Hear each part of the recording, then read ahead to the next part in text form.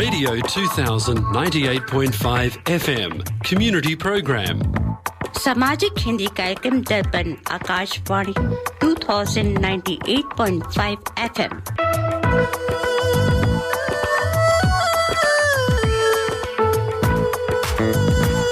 Welcome to the Hindi Show, featuring news, interviews, music and community announcements. स्वागत है दर्पण हिंदी कार्यक्रम में। आप सुनेंगे समाचार, विचार, संगीत और सामाजिक सूचनाएं। Radio 2000 98.5 FM Multicultural Radio.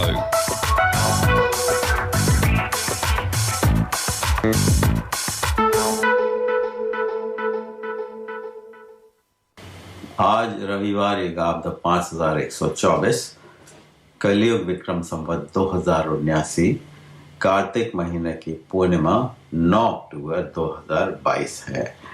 दर्पण के सभी श्रोताओं को प्रदीप कुमार सिन्हा का सप्रेम नमस्कार। अब सुनिए इस सप्ताह के समाचार। मुख्य समाचार इस प्रकार हैं। लालू यादव और राबड़ी देवी का एक और घोटाला, रतन टाटा को सेवा रत्न पुरस्कार तथा एक ऐसा गांव जहां रावण की पूजा होती है। नई दिल्ली, केंद्रीय अन्वेषण ब्यूरो ने पूर्व रेल मंत्री और राजद प्रमुख लालू प्रसाद, उनकी पत्नी राबड़ी देवी और 14 अन्य के खिलाफ रेलवे में उनके कार्यकाल के दौरान कथित तौर पर जमीन के बदले नौकरी घोटाले में आरोप पत्र दाखिल किया है। लालू यादव इस समय चारा घोटाला मामले में जमानत पर चल रहे हैं और केंद्र सरकार पर जमकर हमले कर रहे हैं।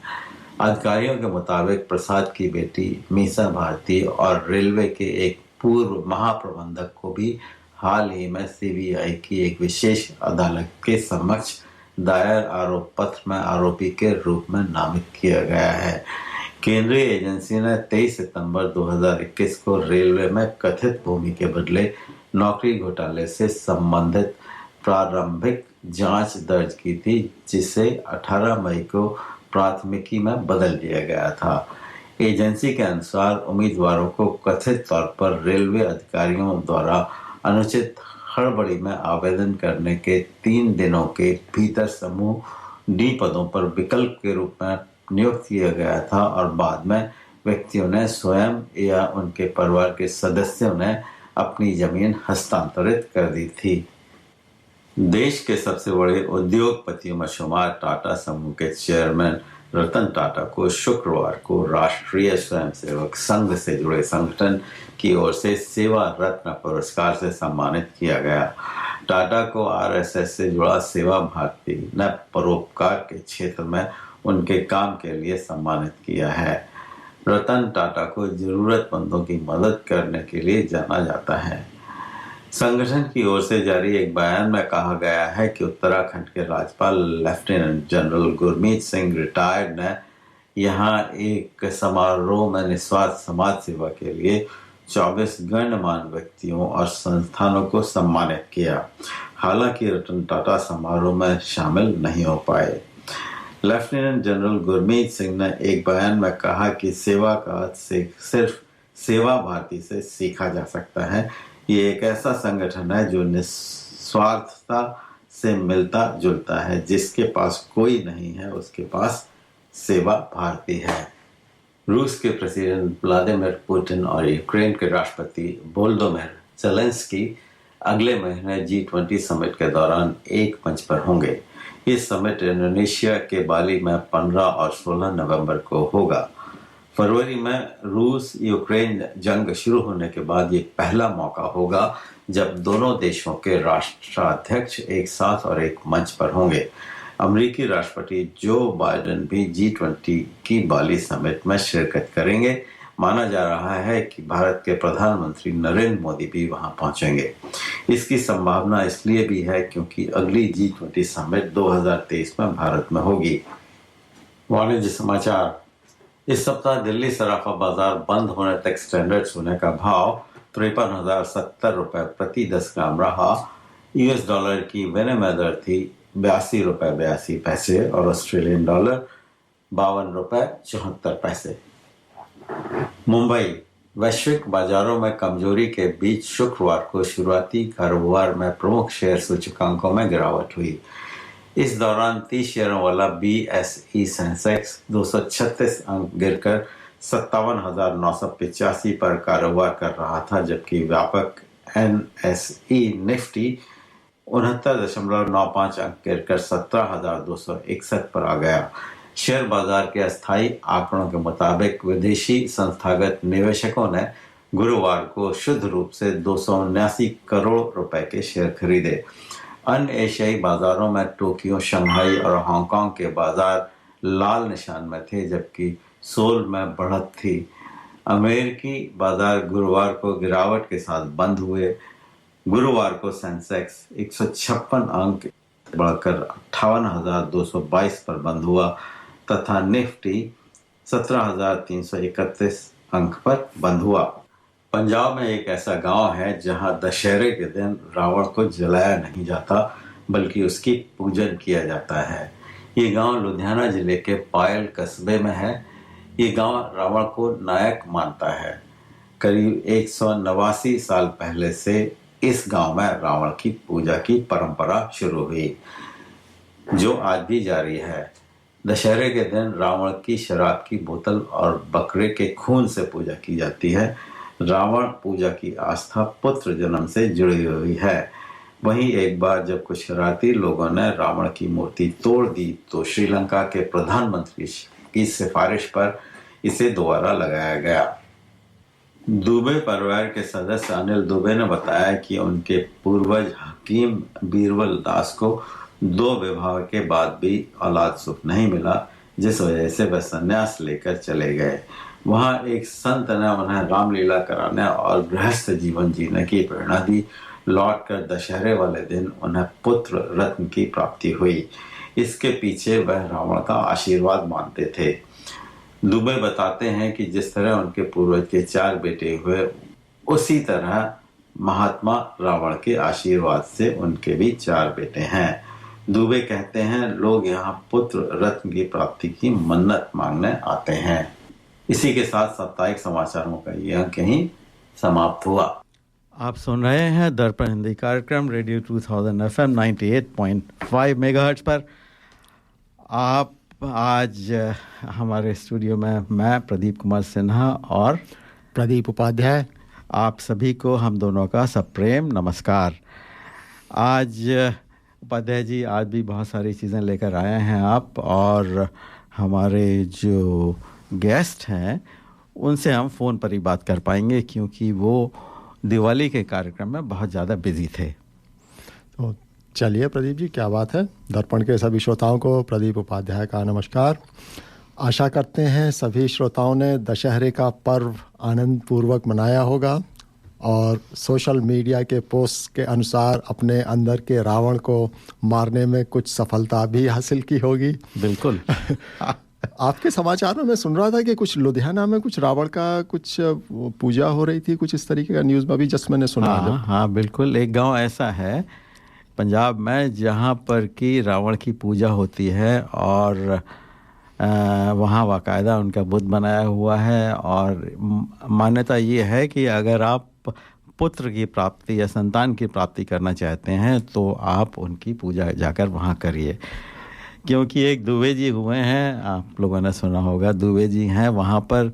उन्होंने इस सब की स्थापना की क्योंकि उन्हें 2 शादियों के बाद भी पुत्र की प्राप्ति नहीं हुई तो वो बड़े परेशान हो गए। उन्होंने संन्यास ले लिया तो उन्हें एक स्वामी जी ने बताया कि आप वापस जाइए, गृहस्थ जीवन व्यतीत कीजिए और उसके बाद आपको पुत्र की प्राप्ति होगी। तो वाकई वो वापस आए, उन्होंने गृहस्थ जीवन शुरू किया और उनके 4 पुत्र हुए रावण की तरह।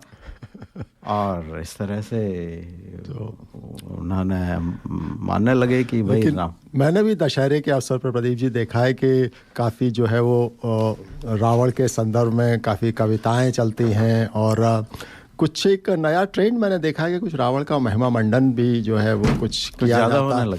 कुछ ज़्यादा कम की बात नहीं है। और कुछ सोशल मीडिया में कुछ डिबेट वगैरह हो रही थी तो मैंने भी थोड़ा सा उसमें देखा कि हाँ रावण में ये अच्छाइयाँ थीं या जो भी थी। तो तो फिर एक हमारे एक श्रोता हैं, उन्होंने उस पर विपरीत प्रतिक्रिया दी कि भाई रावण एक बुरा व्यक्ति था, भले ही वो ज्ञानी था लेकिन गलत दिशा में था, तो वह एक बुरा व्यक्ति था। और अंत में जो सबसे अच्छी बात मुझे ये लगी कि अगर रावण को आप इतना अच्छा मानते हैं तो क्या कोई ऐसा व्यक्ति है जो कहता हो कि मुझको पुत्र भी रावण जैसा चाहिए या मेरा दामाद रावण जैसा हो। वो सबको राम जैसा ही चाहिए होता है, लेकिन अच्छाइयाँ रावण में ढूंढते हैं। तो कुल मिला के ये एक सूडो इंटेलेक्चुअलिज्म मुझको थोड़ा सा लगता है कि बुराई में हम अच्छाई ढूंढने के चक्कर में बुराई को पूर्णतया नज़रअंदाज कर देते हैं। और मुझे तो ऐसा लगता है कि लोग बात करने के लिए कुछ भी ढूंढ लेते हैं। बात करने से अच्छा लगता है, चर्चा करने में अच्छा लगता है। और कुछ लोग ऐसे होते हैं कि जिनको ज़बरदस्ती अपोज करने में बहुत अच्छा लगता है। असहमति अच्छी लगती है। कोई भी अच्छी चीज़ बताए कि हाँ आज बहुत सनी डे है तो कहेंगे कि नहीं, अगर बारिश हो जाती तो अच्छी फसल हो जाती तो ऐसे लोगों की भी कमी नहीं है। और उसके अलावा रावण के ऊपर काफ़ी आजकल प्रदीप जी वो भी कोई पिक्चर आ रही है, आदि पुरुष आदि मानव, कुछ इस तरीके की आदि पुरुष, जिसमें इसमें कि रावण के बारे में बड़ी कंट्रोवर्सी है। भी बड़ी कंट्रोवर्सी है। तो दशहरे के मौके पर काफ़ी कुछ रावण के बारे में बात करने के लिए है। चलिए कार्यक्रम की तो रूपरेखा बताते हैं। तो आज का कार्यक्रम हम लोग फिर जन्म दिवस विशेष कर रहे हैं। पिछले हफ्ते हम लोगों ने आशा पारेख का जन्मदिवस विशेष किया था और इस हफ्ते भी बॉलीवुड के कई कलाकारों का जन्मदिन होता है। अमिताभ बच्चन 11 तारीख को 80 साल के होने वाले हैं। रेखा का भी जन्मदिन 10 अक्टूबर को होता है। और उसके अलावा किशोर कुमार की 35वीं पुण्यतिथि भी इस सप्ताह है 13 तारीख को, तो उन्हें भी श्रद्धांजलि हम लोग देंगे। तो कुल मिलाकर एक अच्छा मौका है अमिताभ पर फिल्माए हुए किशोर कुमार के गाने सुनवाने का। और उसके अलावा यतीन जी हमारे स्टूडियो में आने वाले हैं और जैसा कि आपने बताया हमारे एक मेहमान हैं, उनसे हमारी फ़ोन पर बात होगी। तो कुल मिलाकर कार्यक्रम बहुत ही मनोरंजक और विविधता से परिपूर्ण होने वाला है। तो चलिए आज के विचार से आरंभ करते हैं। एक चीज़ आप भूल गए उपाध्याय जी, एक कहानी हम लाए हैं, हिस्ट्री की कहानी है राजा पृथु की। बड़ी अच्छी कहानी है, उसके वो भी हम आपको सुनाएंगे। तो उपाध्याय जी कार्यक्रम आगे बढ़ाया जाए आज के विचार के साथ। बिल्कुल। इच्छा पूरी होने से सुख मिलता है और यदि इच्छा पूरी ना हो तो दुख। इसलिए इच्छा पूर्ति ना होने को ईश्वर की इच्छा मानकर हमें संतोष करना चाहिए। क्या बात है प्रदीप जी, ये तो बिल्कुल आप हमारे बाबूजी कहा करते थे वो वाली बात हो गई कि यह संवाद में कई बार रहा। कौन बनेगा करोड़पति में अमिताभ जी से कई बार ये सुन चुके हैं कि हमारे बाबूजी कहा करते थे कि मन का हो तो बहुत अच्छा और मन का ना हो तो और भी अच्छा, क्योंकि वो है ईश्वर की इच्छा। बिल्कुल। तो ये वही आज का विचार है। और देखिए आज उनका जन्मदिवस भी हम लोग मना रहे हैं। तो चलिए बहुत अच्छा। और जैसा आपने कहा था रामचंद्र जी का एक सुंदर सा भजन, जो कि कलयुग में हम जो बात कर रहे थे कि रावण की और इतनी बात कर रहे थे, तो कलयुग में किस तरीके से चीज़ें होने वाली हैं उनको बताता है। तो सुंदर से भजन से आरंभ करते हैं कार्यक्रम का। भैया आज तो हम तुम्हें एक नए जमाने की कथा सुनाएंगे। अरे बाबा किसी भी जमाने की सुनाओ, मगर सुनाओ जरूर। सियावर रामचंद्र की जय।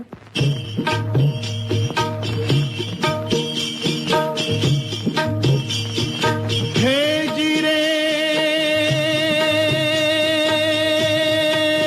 हे जीरे हे जीरे हे रामचंद्र कह गए सिया से, रामचंद्र कह गए सिया से, ऐसा कल जुग आएगा, हंस चुगेगा दाना दुन का, हंस चुगेगा दाना दुन का, कौवा मोती खाएगा। हे जीरे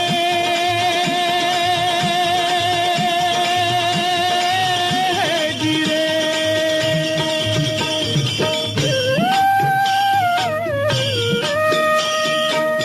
सिया ने पूछा भगवन कल युग में धर्म कर्म को कोई नहीं मानेगा? तो प्रभु बोले धर्म भी होगा कर्म भी होगा, धर्म भी होगा कर्म भी होगा, परंतु शर्म नहीं होगी।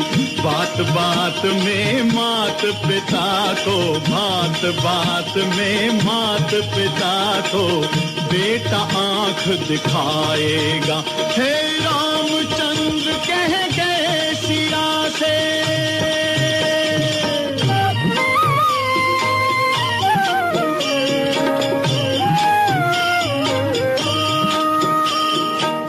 राजा और प्रजा दोनों में होगी निस दिन खेचातानी, खेचातानी। कदम कदम पर करेंगे दोनों अपनी अपनी मनमानी, मनमानी।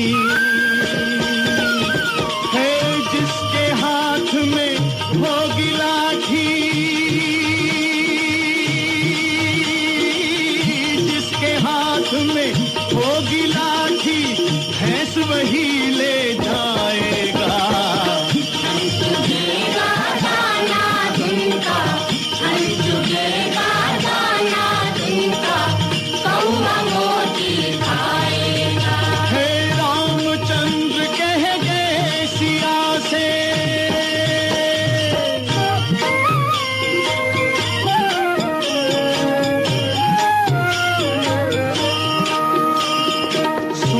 सिया कल युग में काला धन और काले मन होंगे,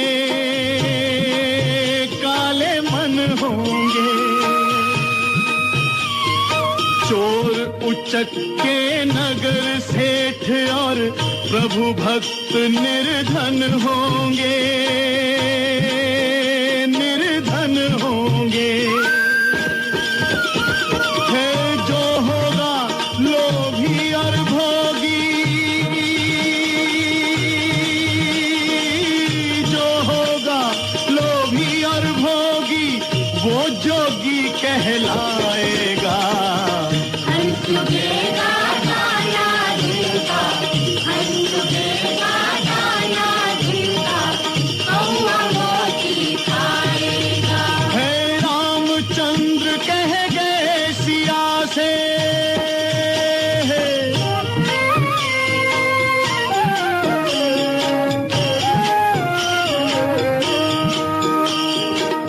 मंदिर सूना सूना होगा, भरी रहेंगी मधुशाला, मधुशाला। पिता के संग संग भरी सभा में नाचेंगी घर की बाला, घर की बाला। कैसा कन्या दान पिता ही, कैसा कन्या दान पिता ही, कन्या का धन खाएगा। चुगेगा दाना जिनका, चुगेगा दाना जिनका, कौवा मोती खाएगा। हे रामचंद्र कह गए सिया से, रामचंद्र कह गए सिया से, ऐसा कल युग आएगा। चुगेगा दाना जिनका, चुगेगा दाना जिनका, कौवा मोती खाएगा। हे जिरे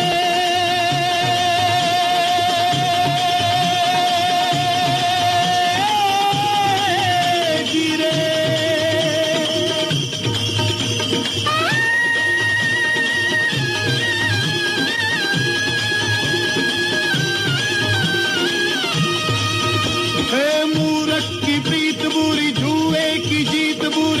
संग बैठ चैन भागे ही भागे, भागे ही भागे। हे काजल की कोटरी में कैसो ही जतन करो, काजल का दाग भाई लागे ही लागे रे भाई, काजल का दाग भाई लागे ही लागे। हे जीरे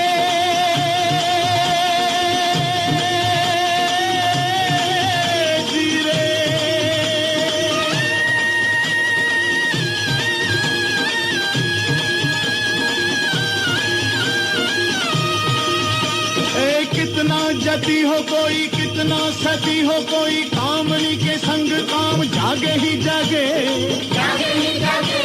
ए सुनो कहे गोपी राम, जिसका है नाम काम, उसका तो फंद गले लागे ही लागे रे भाई, उसका तो फंद गले लागे ही लागे।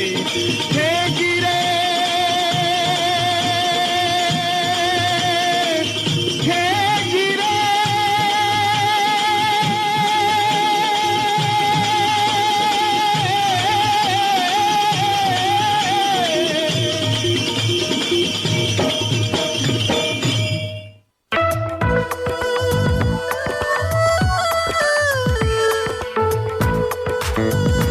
Radio 2000 98.5 FM and The Hindi Show. आप सुन रहे हैं दर्पण हिंदी कार्यक्रम 98.5 FM पर।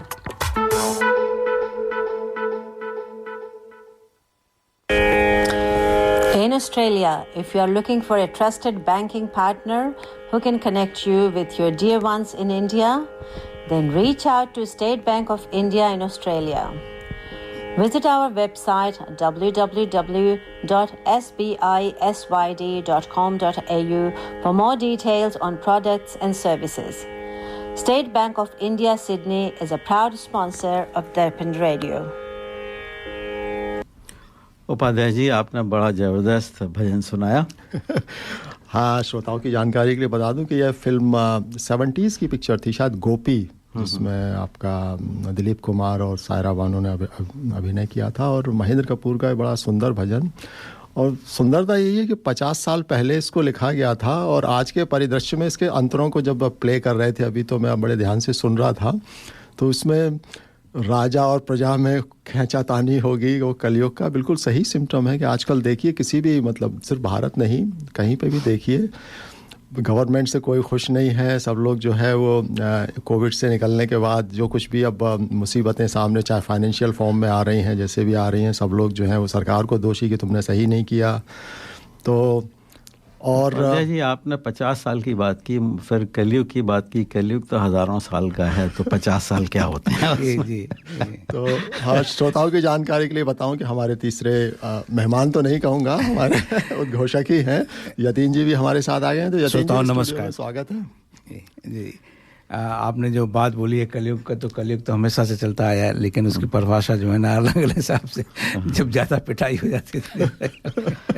हाँ, आजकल नहीं, वैसे ये देखिए कि शायद हर जनरेशन ने ये कहा है कि आजकल बड़ा खराब हो गया। जनरेशन पहले बहुत अच्छा था। जी जी, लेकिन हम लोग भी शायद यही कहने लगे। आपके पिताजी ये कहते थे कितनी औलादें बिगड़ गई क्या, पहले देखो क्या होता था। बिल्कुल। तो एक इसमें एक प्रदीप जी थोड़ा सा जोक सुनाते हैं आपको कि एक लड़के को माँ बाप ने निकाल दिया, तो मोहल्ले में बात हो रही थी, क्या हुआ कि उसने जो है ना अपनी मतलब एक लड़की जो जिसके वो शादी वादी करना, शादी के पहले ही उसको ना किस कर दिया। इसकी वजह से बाप बहुत की कितना लड़का नालायक हो गया। तो दूसरा कहता ना इस खानदान की यही है, हमेशा इसके बाप को भी निकाला गया था। तो उसके बाप ने क्या करा था कि इसके बाप ने ना वो मिल रहा था कहीं, चुपचाप देख रहा था। अच्छा। तो दूसरे मतलब मिलना मतलब ये नहीं कि तो जो उसके बाप ने देख लिया तो फिर उसको निकाल दिया। फिर उसके बाप ने क्या करा था कि उसके बाप ने ना चिट्ठी लिख दी थी शादी के पहले। अच्छा। तो इस खानदान का एक्चुअली वही होता है कि एक्चुअली जो विकास का जो क्रम है, प्रदीप जी, यतीन जी आपने बहुत सारी उदाहरण से समझाया है ये, और इसको मैं एक विकास के क्रम में देखता हूँ कि चीज़ें जो है समय के साथ बदलती हैं, और उन चीज़ों में जो नकारात्मकता देखते हैं उनको वो लगता है कि हाँ ये बहुत ख़राब कर रहा है।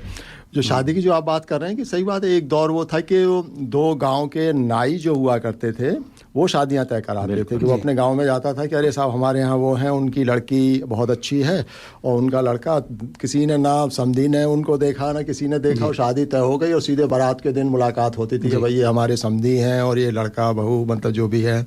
तो वो एक दौर था। तो उस समय जो सही बात है चिट्ठी अगर लिख दी है तो बहुत बड़ा अपराध था कि मतलब कैसे कर दिया शादी। और वहाँ से हम अब लिव इन रिलेशनशिप तक जो है वो आ चुके हैं। पता नहीं इससे आगे का सफर अब कैसा होने वाला है। नहीं वो तो आ चुका है। नहीं आप बच्चे होते, बच्चे शादी में जाते हैं, माँ बाप की शादी में बच्चे होते हैं। पहले ये है कि जब बारात जाती थी तब लेडीज नहीं जाती थी, लेकिन अब तो सब जाते हैं नाचने और डांस भी करते हैं, मैंने सुना है। हाँ, डांस भी करते हैं, खूब करते हैं। अच्छा, इसके पहले कि हम बात को आगे बढ़ाएं, हम अपने श्रोताओं को बताना चाहते हैं कि अगर वो हमसे बात करना चाहते हैं तो हमें हमारे व्हाट्सएप के ग्रुप के मेंबर हैं तो उस पर मैसेज कर दें या एसएमएस कर दें या फ़ोन भी कर सकते हैं। आपको आज तो आपने फ़ोन भी रखा हुआ है। हाँ, फ़ोन रखा हुआ है, फ़ोन भी कर सकते हैं 0413-385-976। और एक और श्रोताओं को हम ये अपील करना चाहते हैं, काफ़ी फंक्शन हो रहे हैं प्रदीप जी, तो अगर कोई अपने फंक्शन के बारे में कोई जो भी वो आयोजन करना चाहते हैं हमारे को अगर सूचित करें तो हम अपने रेडियो प्रोग्राम में सबको बताएंगे। बिल्कुल बताएंगे। बहुत सारे फंक्शन हो रहे हैं, बड़ी खुशी की बात है। हर साल फंक्शंस इतने बढ़ जाते हैं एक्चुअली नंबर्स में।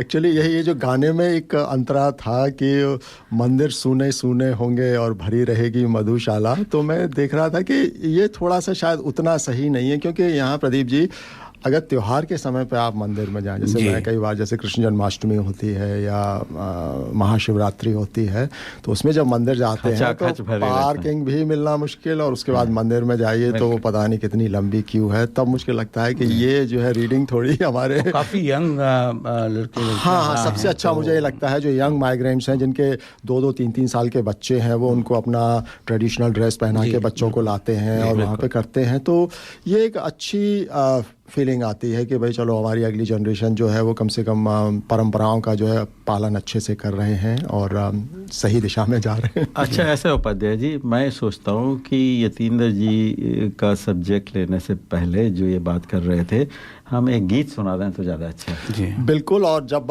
कार्यक्रम के आरंभ में जैसा प्रदीप जी हमने बताया था कि जन्मदिवस विशेष है, तो क्यों ना अमिताभ बच्चन और रेखा के जन्मदिन को याद करते हुए एक ऐसे गाने से आरंभ किया जाए जो कि उन दोनों पर फिल्माया गया हो। और जब अमिताभ और रेखा के एक साथ फिल्म में काम करने की बात आती है तो सबसे पहले एक ही फिल्म का नाम याद आता है और वो है सिलसिला।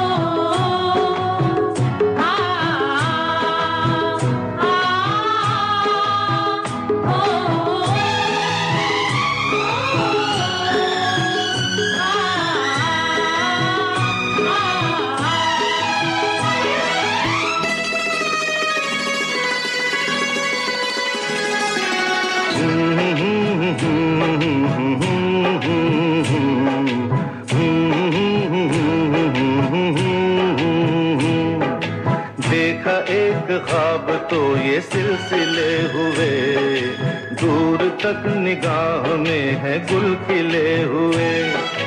देखा एक ख्वाब तो ये सिलसिले हुए, दूर तक निगाह में है गुल खिले हुए। ये गिला है आपकी निगाहों से, फूल भी उधर मिया तो फासले हुए। देखा एक ख्वाब तो ये सिलसिले हुए, दूर तक निगाह में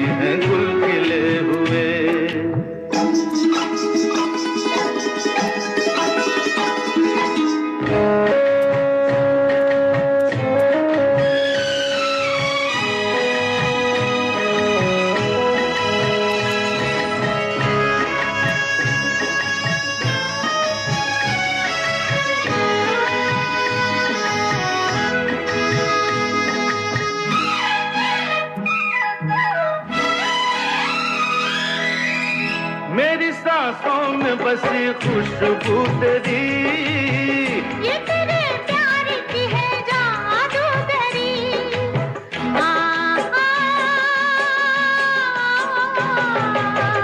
तेरी आवाज है हवाओं में, प्यार का रंग है फिजाओं में, धड़कनों में तेरे गीत है मिले हुए। क्या कहूँ कि शर्म से है लब सिले हुए। देखा एक ख्वाब तो ये सिलसिले हुए, फूल भी हो दरमियाँ तो फासले हुए।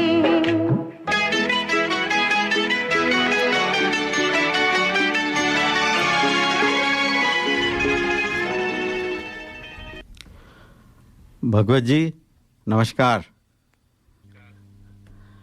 ये बताइए कि आप दिवाली का बहुत सारे प्रोग्राम करवा रहे हैं, तो उसके बारे में बताइए कुछ कि कहाँ पर हो रहा है, क्या हो रहा है। सबसे पहले प्रदीप जी आप सभी श्रोताओं को दशहरे की राम राम, और सबको ये अभी मैं आपका प्रोग्राम सुन रहा था, दिवाली के बारे में बताता।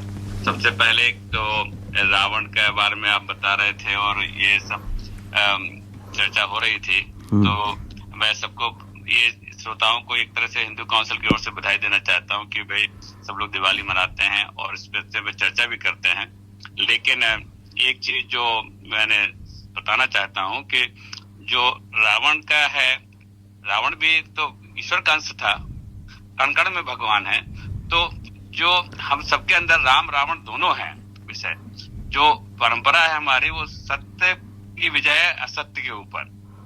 हम जीतना चाहते हैं अपने अंदर की बुराई को, तो इसमें जात पात नहीं आता है कि ब्राह्मण हैं, क्षत्रिय हैं, शूद्र हैं, वैश्य हैं, ये चीजें हमारे उसमें नहीं आती हैं। भगवत जी आपके कहने से मेरे दिमाग में एक बात ये आ रही है कि आपने कहा कि राम भी होता है रावण भी होता है आदमी में, लेकिन कुछ लोगों में रावण बहुत ज़्यादा होता है, तो उसका क्या इलाज है? उसके इलाज के बारे में भी हम लोगों को डिस्कस करना चाहिए।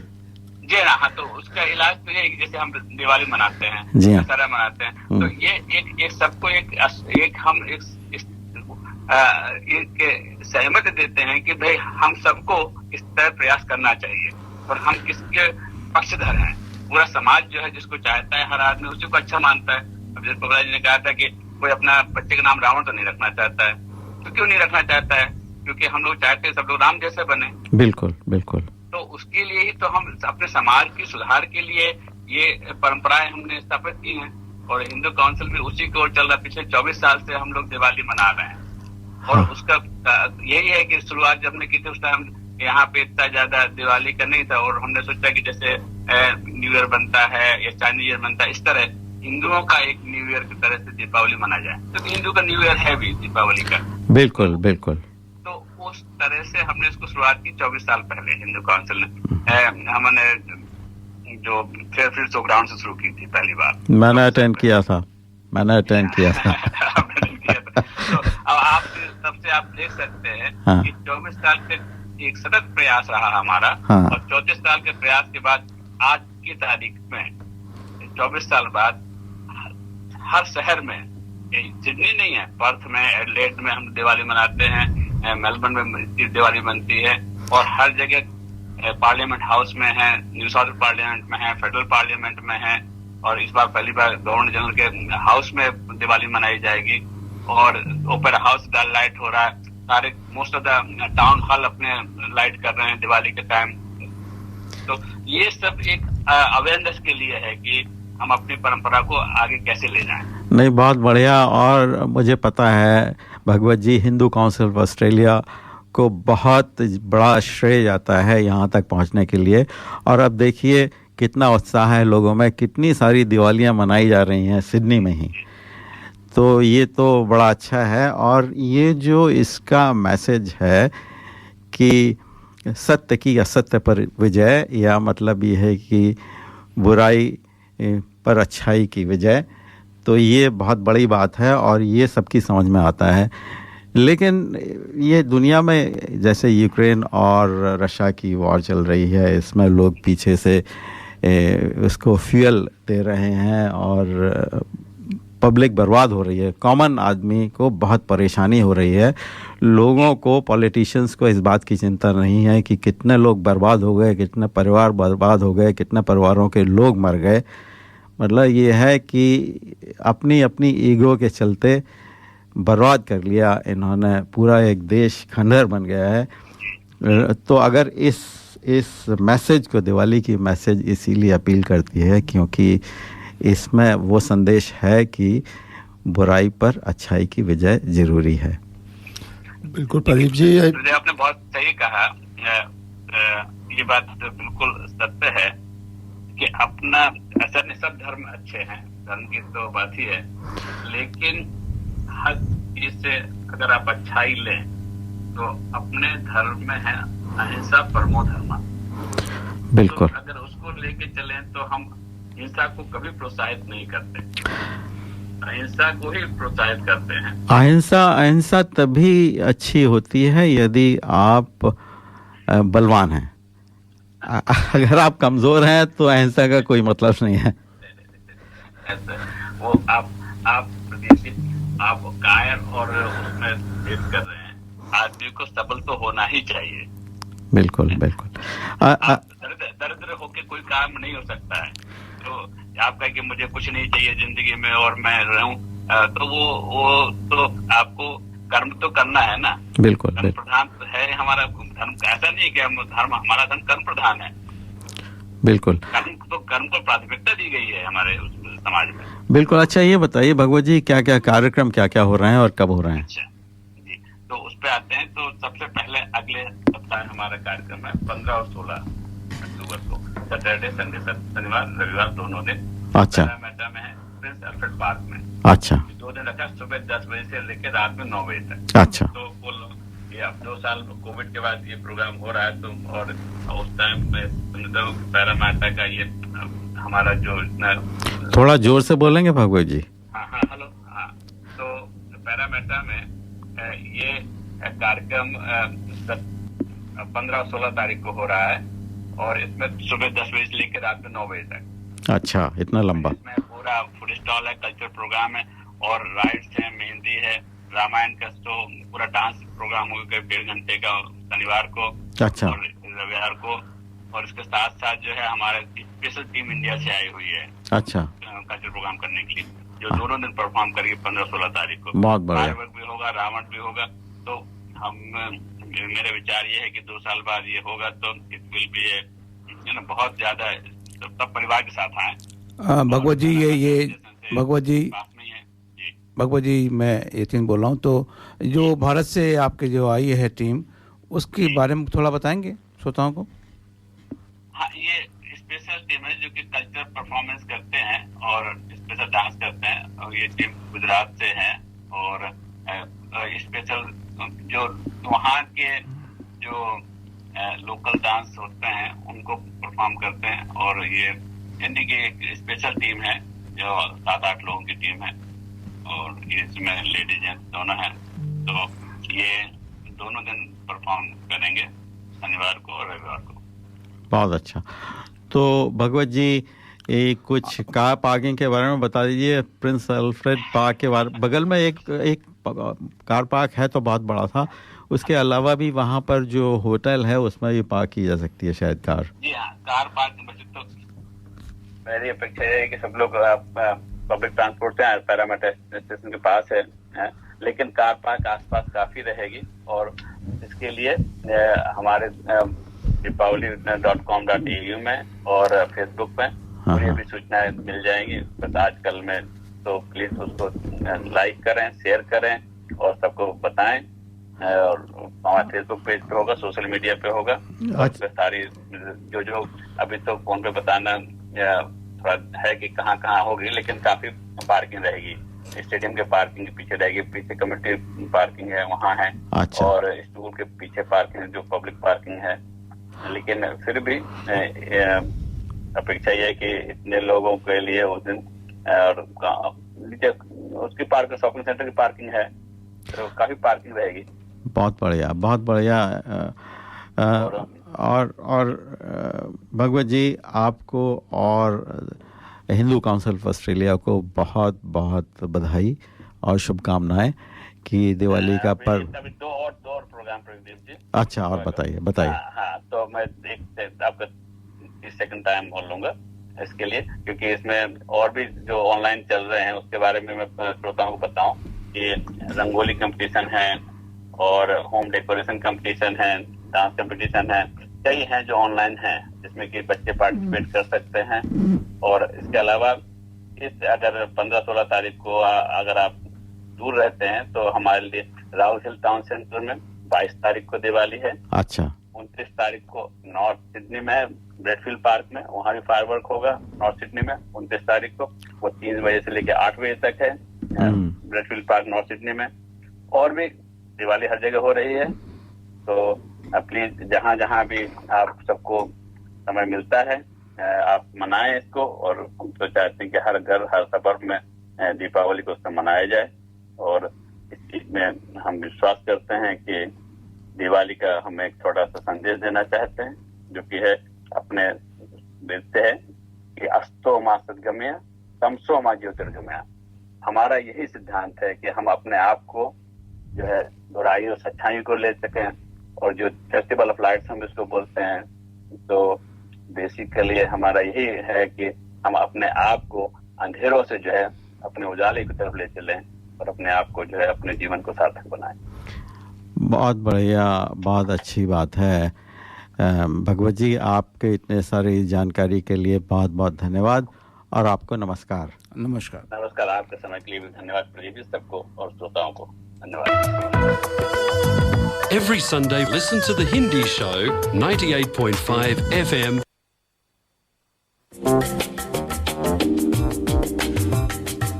मैं करी masters the butter chicken packet Indian दुकान से लेके आया। ना मैं लहसुन, ना प्याज, ना अदरक, ना कोई मिर्च मसाला पाया।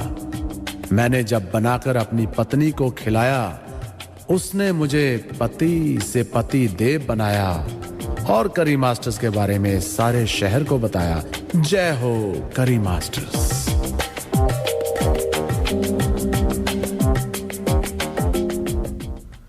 ये था हमारे स्पॉन्सर करी मास्टर का संदेश।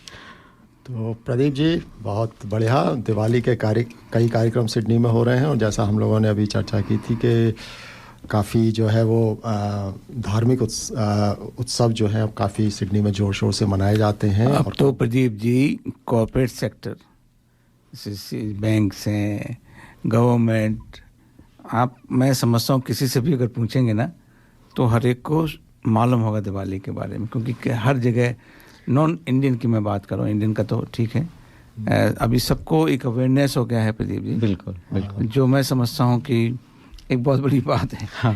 कि नहीं, इवन यहाँ के नेशनल न्यूज़ वगैरह में भी आते हैं और इसका प्रभाव मैं देख सकता हूँ। जैसे कई बार होता है कि हमारे ऑफिस वगैरह की मीटिंग होती है, तो मैं जैसे पहले आज से 10 साल पहले कभी जैसे दिवाली वगैरह पे हाफ डे ले लिया करता था कि भाई लंच के बाद भाई आज हमारा त्यौहार है, तो मुझे एक्सप्लेन करना पड़ता था जब अपना मीटिंग हो रही है कि भाई आज मैं जल्दी चला जाऊंगा, भाई ऐसा है।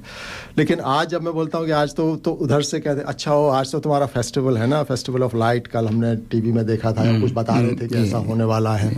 तो ये एक जो है परिवर्तन हुआ है बिल्कुल अवेयरनेस में और सबको पता है।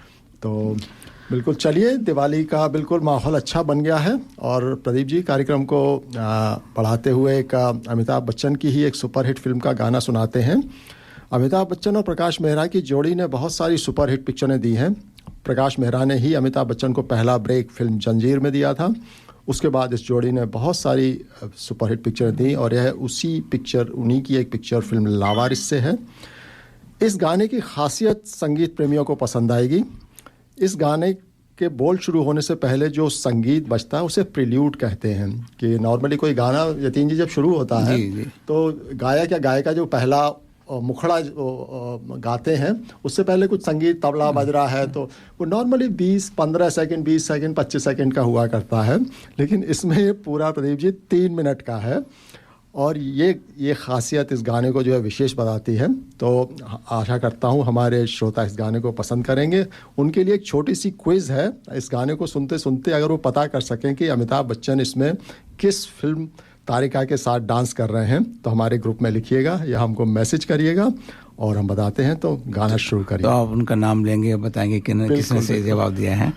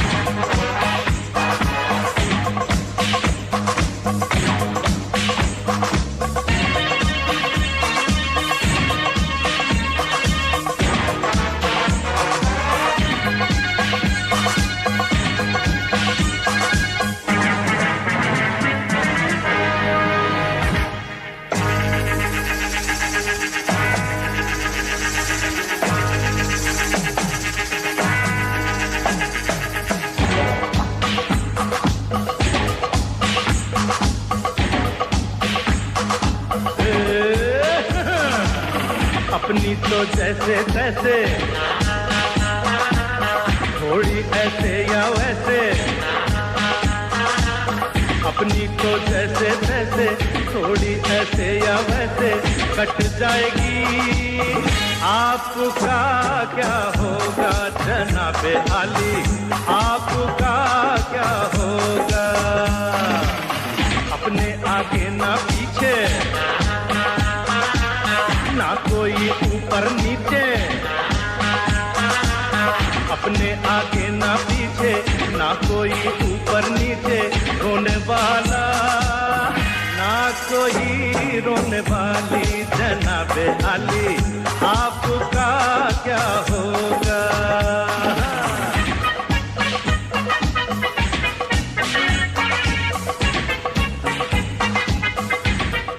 हमारे श्रोता लोग बहुत अच्छे से पार्टिसिपेट कर रहे हैं और मुझे इस चीज़ की खुशी है कि काफ़ी जानकार संगीत प्रेमी श्रोता हैं हमारे। और हमारी जो एक श्रोता है मोहिनी जी, उन्होंने इसका बिल्कुल सही जवाब अभी जो है ग्रुप में पोस्ट किया है। यह गाना जो है अमिताभ बच्चन और अलका नूपुर पर पिक्चराइज हुआ है, बिल्कुल सही जवाब है ये। और मोहिनी जी ने यह भी बताया है कि न्यू साउथ वेल्स पार्लियामेंट में भी दिवाली सेलिब्रेट की जाती है, तो जानकारी के लिए धन्यवाद।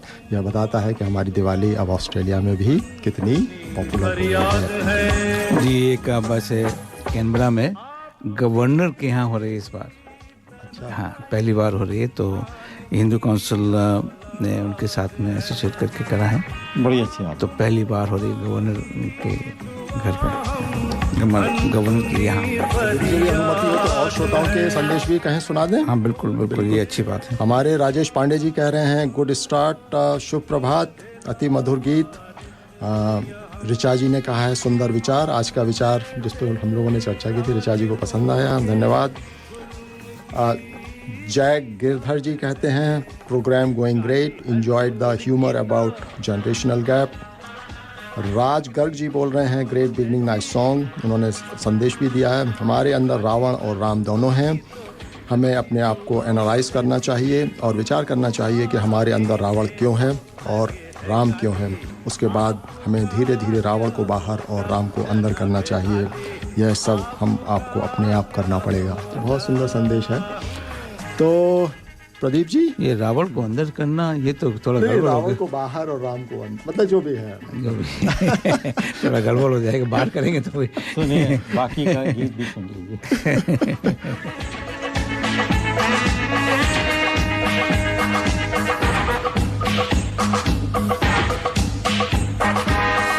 आपके माथे से छलके जो पसीना भी कहीं आसमां हिलने लगे और कांप उठे ये जमीन, आपका तो ये पसीना खून से भी कीमती और अपने खून की कीमत यहाँ कुछ भी नहीं, अपना तो खून पानी जीना मरना बेमानी, अपना तो खून पानी जीना मरना बेमानी, वक्त की हर अता है अपनी देखी भाली, आपका क्या होगा जनाबे आली। Are you looking for personal or business tax or self-managed super fund account and audit, formation of association, company or trust, cloud accounting with payroll solution with fixed prices? Mention Darpan Radio and get your first visit without any charge. Please contact Forbes Accounting on 8095-9405, that's 8095-9405, or visit our website www.fabc.com.au. Our address is Suite 1, 168 Burwood Road, Burwood. Forbes Accounting and Business Consultants are proud sponsors of Darpan Radio. हाँ, तो यतीन्द्र जी आप बता रहे थे कुछ?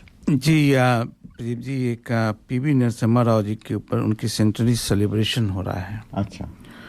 तो हमारे जो स्ट्रैथफील्ड की काउंसिल ये कर रही हैं, तो यहाँ के जो मेयर हैं मैथ्यू ब्लैकमोर और जो काउंसलर हैं संध्या रेड्डी जी, हमारी संध्या Reddy ji seize power our से जो वो काम स्टूडियो में आ चुकी, वो हमारे यहाँ हमारे रही हैं, हमारी बड़ी शुभचिंतक हैं, बहुत ही मतलब एक सज्जन जो प्रवृत्ति की हैं वो, और इतना काम करती हैं, बहुत साइलेंटली काम करती हैं, इतना बड़ा उन्होंने काम करा है प्रदीप जी, वो मैं आपके सामने श्रोताओं के सामने शेयर करना चाहता हूँ। बताइए।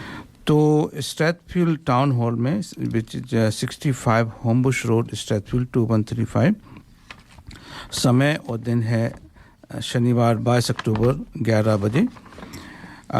काफ़ी गेस्ट भी आ रहे हैं इसमें, मार्क कोरे जो एमपी हैं, minister of multiculture and minister for senior, और उनका कंफर्म होना है, और एक mister Keshava Rao MP and chairman of PV Narasimha Rao committee, and Shrimati Vani Devi MLC and PV Narasimha Rao daughter and few others. तो आप सबको मालूम होगा श्रोताओं कि नरसिम्हा राव जी को ही एक सही में क्रेडिट दिया जाता है कि उन्होंने इकोनॉमिक और विदेश नीति में ऐसा लिबरलाइजेशन करा आज जहाँ से एक दिशा बदल गई भारत की पूरी उस नीति की।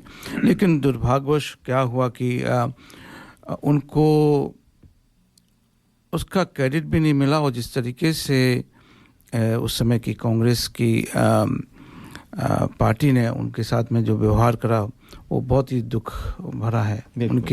उनकी जो अंतिम यात्रा थी वो भी सम्मान के साथ में नहीं हुई। बहुत ही दुख की बात है, लेकिन वो हुआ। हाँ यतीन जी, मैंने उसके बारे में पढ़ा था कि नरसिम्हा राव जब हॉस्पिटल में थे और उनको लगा था कि उनका अंत समय आ गया है, तो उन्होंने कहा था, वैसे तो वो शायद आंध्र प्रदेश के हैं जी, आंध्र प्रदेश के। हाँ, तो उन्होंने कहा था कि मैं जो हूँ, चूँकि मेरी कर्म भूमि दिल्ली रही है, तो यहीं पर जो है वो मेरा मतलब जो भी हो अंतिम संस्कार इस तरीके से हो।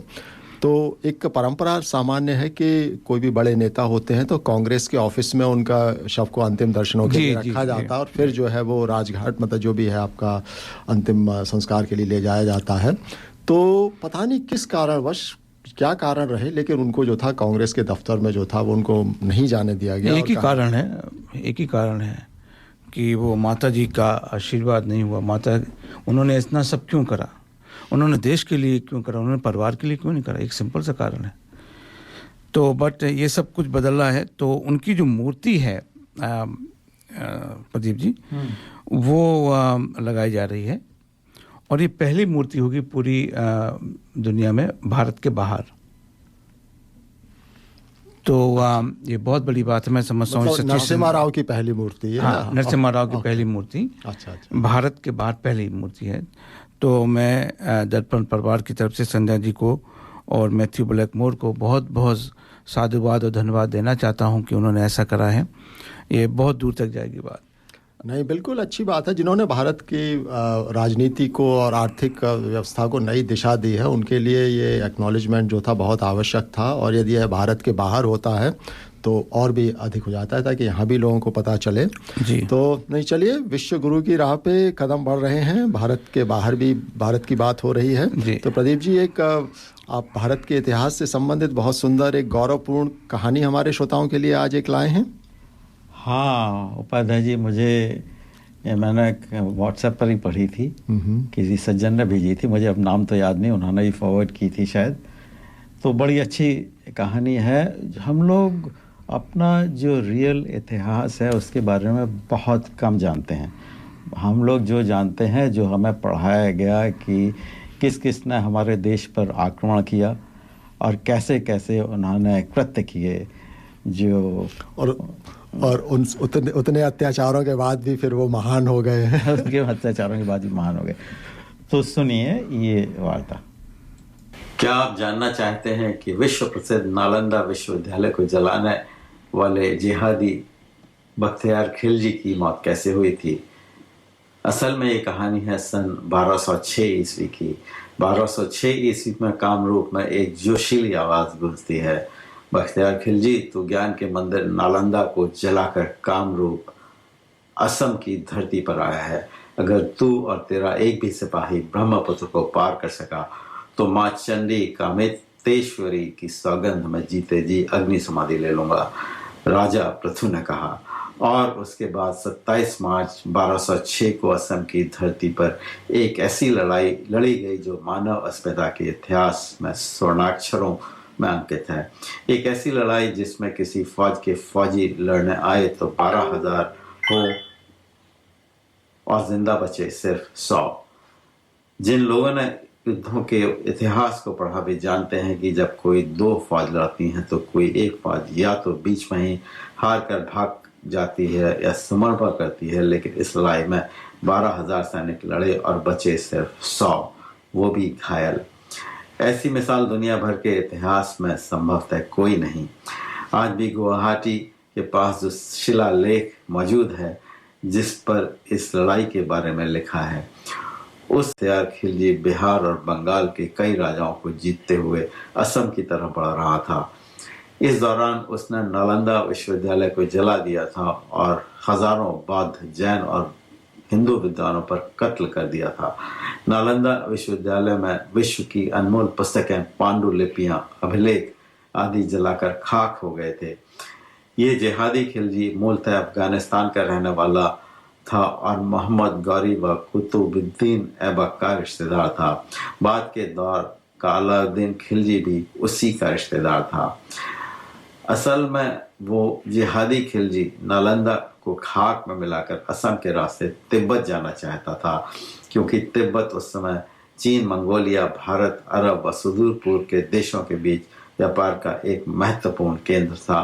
जो खिलजी इस पर कब्जा जमाना चाहता था। लेकिन उसका रास्ता रोके खड़े थे असम के राजा पृथु, जिन्हें राजा बर्थु भी कहा जाता था। आधुनिक गुवाहाटी के पास दोनों के बीच युद्ध हुआ। राजा पृथु ने सौगंध खाई कि किसी भी सूरत में वो खिलजी को ब्रह्मपुत्र नदी पार कर तिब्बत की ओर नहीं जाने देंगे। उन्होंने व उनके आदिवासी योद्धाओं ने जहर के तीरों, खुखरी, बर्छी और छोटी लेकिन घातक तलवारों से खिलजी की सेना को बुरी तरह से काट दिया। इस स्थिति से घबराकर खिलजी और उसके कई सैनिकों के साथ जंगल में और पहाड़ों का फायदा उठाकर भागने लगा। लेकिन असम वाले तो जन्मजात योद्धा थे और आज भी दुनिया में उनसे बचकर कोई नहीं भाग सकता। उन्होंने उन भगोड़ों खिलजियों को अपने पतले लेकिन जहरीले तारों से बीध डाला। अंत में खिलजी महज अपने 100 सैनिकों को बचाकर जमीन पर घुटनों के बल बैठकर क्षमा याचना करने लगा। राजा पृथु तब उनके सैनिकों को अपने पास बंदी बना लिया और खिलजी को अकेले को जिंदा छोड़ दिया। उसे घोड़े पर लादा और कहा कि तू वापस अफगानिस्तान लौट जा और रास्ते में जो भी मिले उससे कहना कि तूने नालंदा को जलाया था और फिर तुझे राजा पृथु मिल गया। बस इतना ही कहना लोगों से।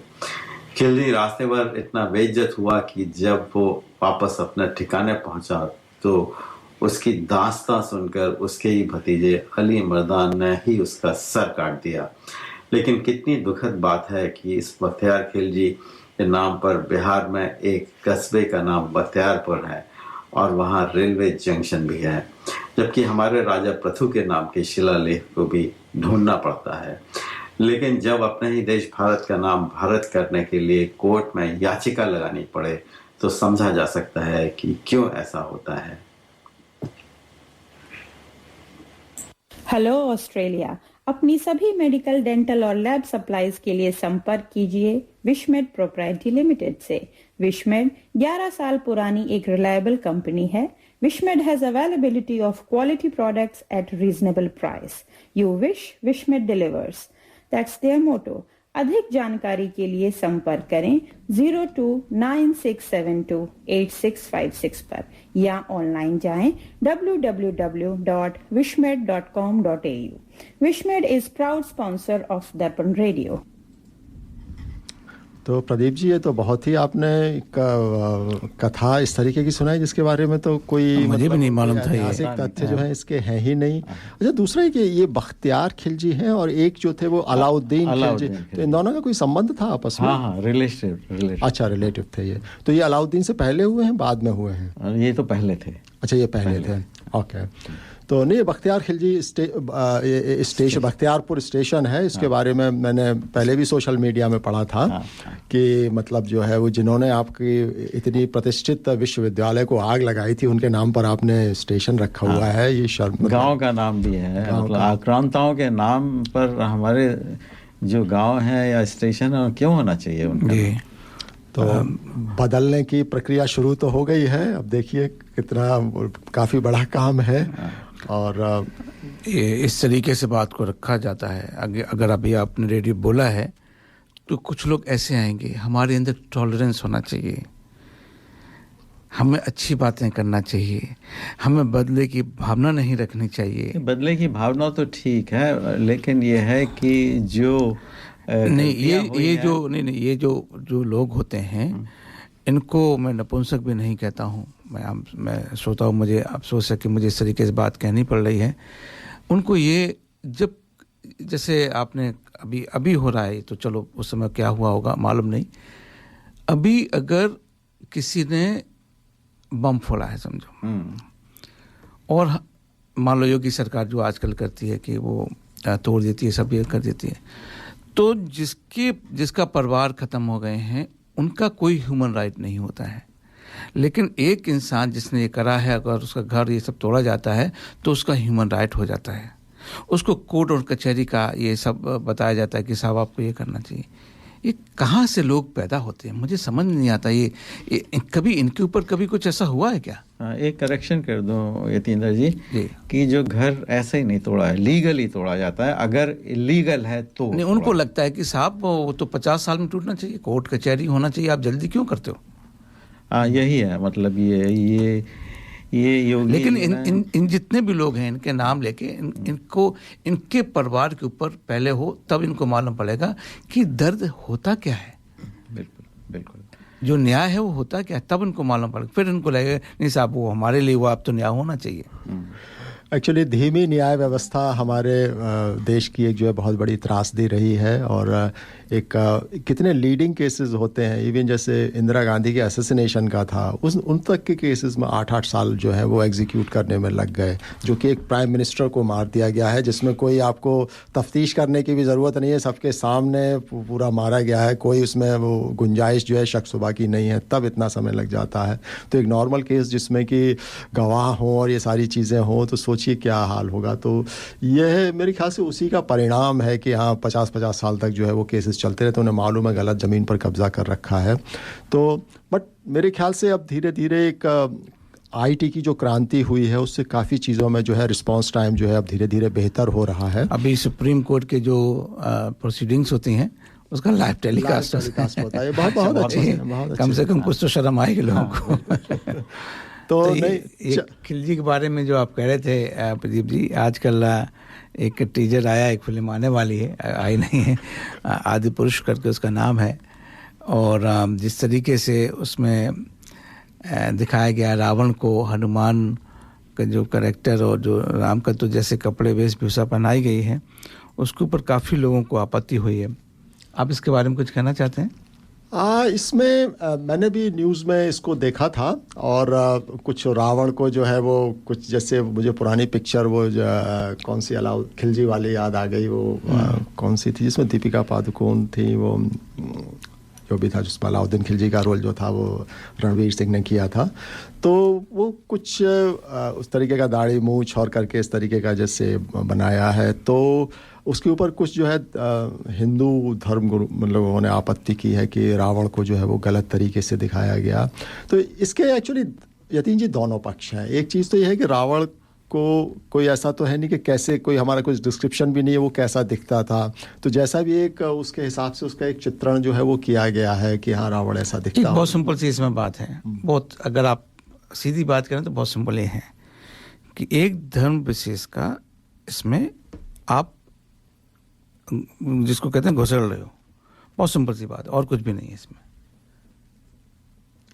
और कुछ भी नहीं। अगर आप देखेंगे अल्टीमेटली आप यहीं पे आके रुक जाएंगे।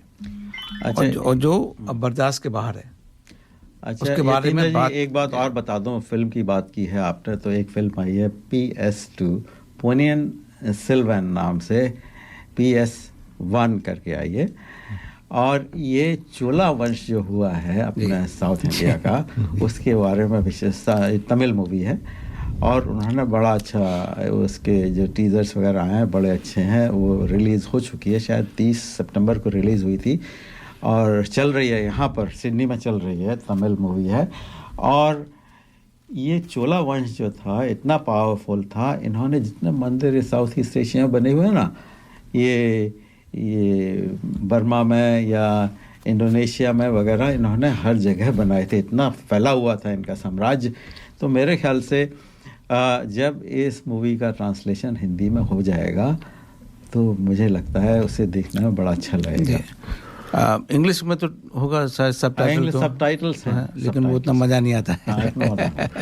लेकिन एक और बात है कि हमारे ऐसे विद्वान हमारे कुछ ऐसे हैं, इसमें एक मिस्टर हसन है जो हमारे तमिल के ये कलाकार हैं, इनकी कई अच्छी हिंदी की भी मूवी आई हैं।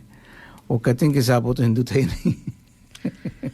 बेवकूफ़ी की बात करते हैं, कहते हैं वो शैवाइट से विष्णुवाइट से, शैवाइट से विष्णुवाइट हिंदू नहीं हुए तो क्या हुआ। वो नए नए शगुफे छोड़ना, किसी को करना हो, कंफ्यूज करना हो, तो ये नहीं कंफ्यूज नहीं, ये इन लोगों का क्या है ना कि इनका इतना ज़्यादा वो ब्रेन वो हो चुका है।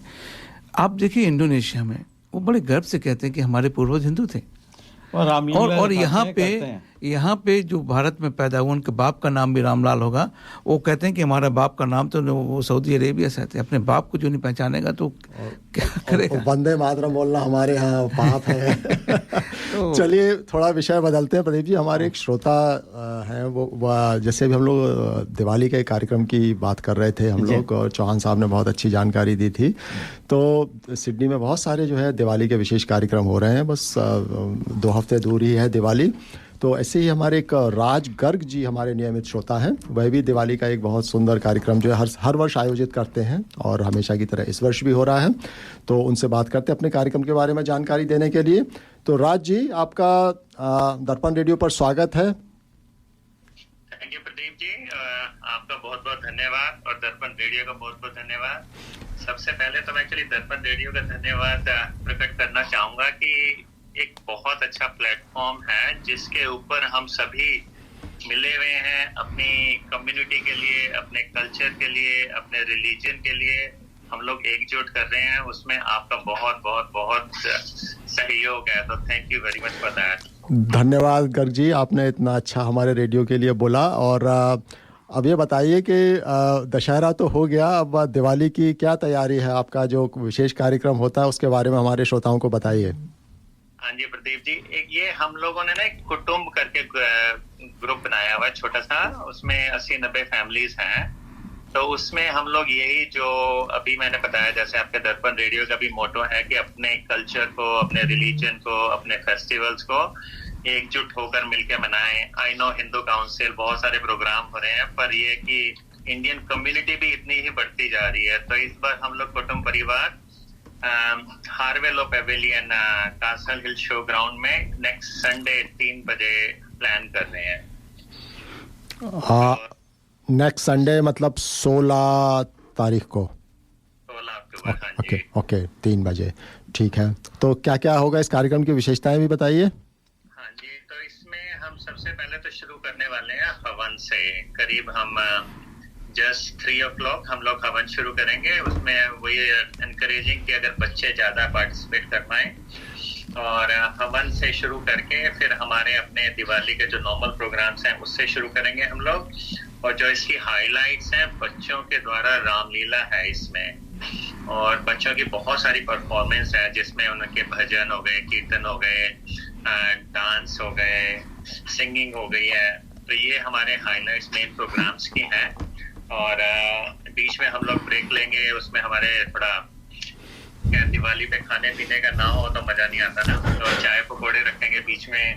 और एंड में हम लोग प्लान कर रहे हैं कि अच्छे से खूब बढ़िया सा डिनर हो, सब मिलके खाएं, दिवाली मनाएं और दिवाली की सेलिब्रेशन एक साथ करें। दैट्स द होल मोटो।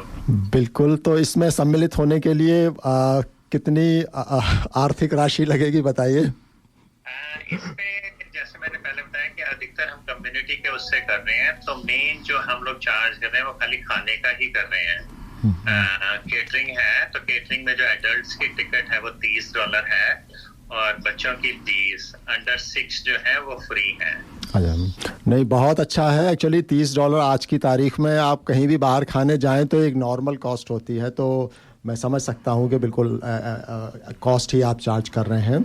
और गर्ग जी, मैं आपको बधाई देना चाहूँगा कि सबसे अच्छी चीज़, मैंने आपके कार्यक्रम पहले भी शिरकत की है, उनमें बच्चों को आप शामिल करते हैं। छोटे छोटे 5-5, 6-6 साल के बच्चे जो हैं वो स्टेज पे आके बताते हैं और बिल्कुल ट्रेडिशनल ड्रेस में होते हैं। और तो ये एक, जिसको पासिंग द बैटन बोलते हैं, कि एक संस्कृति का एक जनरेशन से दूसरी जनरेशन में जाना, उसका ये बहुत सुंदर उदाहरण है। और बहुत सारे कार्यक्रमों में ये चीज़ मुझे नहीं देखने को मिलती, इसीलिए मैं इस चीज़ को यहाँ पर इस मंच से जो है वो कह रहा हूँ कि ये बहुत अच्छी एक आपकी खासियत है आपके कार्यक्रम की। और मैं चाहूँगा कि आगे भी ऐसा प्रोत्साहन जो है वो यंग जनरेशन को जारी रखिए। और आपके कुछ योगा वगैरह के भी कार्यक्रम छोटे बच्चों के लिए चलते हैं कुछ, मेरी जानकारी में, अगर उचित हो तो उसके बारे में भी कुछ हमारे श्रोताओं को बताइए। हाँ जी प्रदीप जी, उसको मैं 1 मिनट बाद बताऊंगा, लेकिन पहले जैसे आपने मेंशन किया कि बच्चों को एनकरेज करते हैं, that's a really great thing. हम लोग एक्चुअली आपको थोड़ा श्रोताओं को बताना चाहूंगा कि हम लोग करीब 98 से करीब मैंने 15-20 साल पहले लिवरपूल एरिया में बच्चों की क्लासेस चलाते थे हम लोग एवरी संडे। जिसमें हम लोग योगा कराते थे, हिंदी सिखाते थे, अपने भजन कीर्तन वगैरह सिखाते थे, बच्चों के अपने ट्रेडिशनल डांसेस सिखाते थे। But I think probably I was a little bit selfish. हमारे बच्चे बड़े हो गए और वो उससे निकल गए, तो हमने शायद वो बंद करना पड़ा हमें। बट उसको दोबारा हम लोग एनकरेज कर रहे हैं और शायद जल्दी ही हो सकता है इस साल के अंत तक या अर्ली नेक्स्ट ईयर दोबारा से शुरू करें बच्चों के लिए। तो ये बच्चों के लिए बहुत अच्छी चीज है कि जो अपने कल्चर को, अपनी परंपरा को हम लोग आगे कंटिन्यू कर सकें। अदरवाइज क्या होता है कि धीरे धीरे ये जैसा हम लोग देख भी रहे हैं, इंडिया में भी हो रहा है कि लुप्त होती जाती है। तो इट्स गुड कि अगर वो कंटिन्यूटी रखें, उसको थोड़ा बच्चों को और सिखाएं, तो उससे बहुत फायदा होता है। नहीं, बिल्कुल ये बहुत अच्छी बात है और इस बारे में हमको विशेषकर भारतीयों को इस दिशा में चिंतन करना चाहिए, क्योंकि मैं कई बार जब तुलनात्मक रूप से देखता हूँ तो जैसे फिजी इंडियंस हैं, यतीन जी, फिजी इंडियंस हम लोगों से बहुत पहले माइग्रेट किए हैं यहाँ पे, लेकिन उन्होंने अपनी कल्चर को जो है वो अभी तक जीवित रखा हुआ है और किसी कारण से हम लोग जो है शायद ऐसा करने में सक्षम नहीं है। और हमारी जो अगली जनरेशन है उनको त्योहारों का महत्व नहीं मालूम होता। अगर धर्म के बारे में पूछें तो उनकी जानकारी बड़ी सीमित होती है और शायद उसके लिए हम ही लोग दोषी हैं कि हमने सही समय पर उनको जो है इस दिशा में शिक्षित नहीं। जब बाप को ही नहीं मालूम है तो बेटे को क्या बताएगा। तो नहीं, इस दिशा में हमारे राज गर्ग जी बहुत अच्छी शुरुआत कर रहे हैं कि चलिए बच्चे लोग जुड़े हैं। बच्चे लोग जब जुड़ते हैं तो फिर वो जानकारी भी उनकी होती है और उस बारे में जानते हैं और इसी तरीके से जो है वो आगे चलती है। क्योंकि अगर अगली जनरेशन को हम ये चीज़ नहीं दे पाए तो फिर कोई लाभ नहीं है। वो जो है वो चाहे भाषा हो, चाहे वो संस्कृति हो, वो शीघ्र ही समाप्त हो जाएगी। राज जी अपना फ़ोन नंबर दे दीजिए जिससे कि अगर आपको संपर्क करना। पर उससे पहले प्रदीप जी, मैं आपने जो फिजी का वो मेंशन किया, दैट्स रियली ग्रेट। मैं अपने आप को बहुत वो मानता हूँ कि हमने शायद अपने रिलीजन, अपने धर्म के बारे में, स्पेशली मैंने अपने आप यहाँ ज्यादा सीखा है आके, रादर देन जो इंडिया से लेके आया हूँ। और वो भी बदौलत जो फिजी में यहाँ पे एक है पंडित उदित राम जी, जिन्होंने हमको ये बच्चों की क्लास उन्होंने ही मेन टीच किया और उन्होंने ही हमें ज्यादा सिखाया इस धर्म और रिलीजन के बारे में। उससे पहले तो हमारा यही होता था, मंदिर चले गए हैं, प्रसाद चढ़ा दिया है, खा लिया पी लिया, मतलब उसमें ज्यादा था। मैं अपनी पर्टिकुलर बात बता रहा हूँ। तो दैट इज रियली ग्रेट। और योगा के लिए भी मैं, जैसे आपने पहले पूछा था, तो योगा हम लोग अभी कोविड की वजह से ऑनलाइन एवरीडे कर रहे हैं, सुबह 5:45 से 7 o'clock। और अभी जल्दी हम सोच रहे हैं कि फिर आउटडोर हम लोग शुरू करने वाले हैं। तो मैं अपना फोन नंबर दे देता हूँ, अगर किसी को संपर्क करना हो। मेरा फोन नंबर है 0411 766 170। धन्यवाद प्रदीप जी, धन्यवाद दर्पण रेडियो का। बिल्कुल, हमारे दर्पण व्हाट्सएप ग्रुप के आप मेंबर भी हैं, तो वहाँ पे इसकी सूचना ये जो आपने दी है एक बार और पब्लिश कर दीजिएगा, ताकि हमारे जो श्रोता इस समय कार्यक्रम को सुन रहे हैं, अगर वो आपसे जुड़ना चाहें तो इस संदर्भ में आपसे जुड़ सकें। और हमारे श्रोताओं को इतनी सारी जानकारी देने के लिए गर्ग जी आपका बहुत बहुत धन्यवाद। आपके कार्यक्रम की सफलता के लिए हम लोग प्रार्थना करते हैं। मैं व्यक्तिगत रूप से इस बार कार्यक्रम मिस करूँगा क्योंकि मुझको ट्रैवल करना है, अन्यथा आपके कार्यक्रम में मैं ज़रूर होता। लेकिन हमारी दर्पण की टीम के लोग ज़रूर आपके कार्यक्रम में आएंगे और आपके कार्यक्रम को सफलता हो, ऐसा हम धन्यवाद राजी।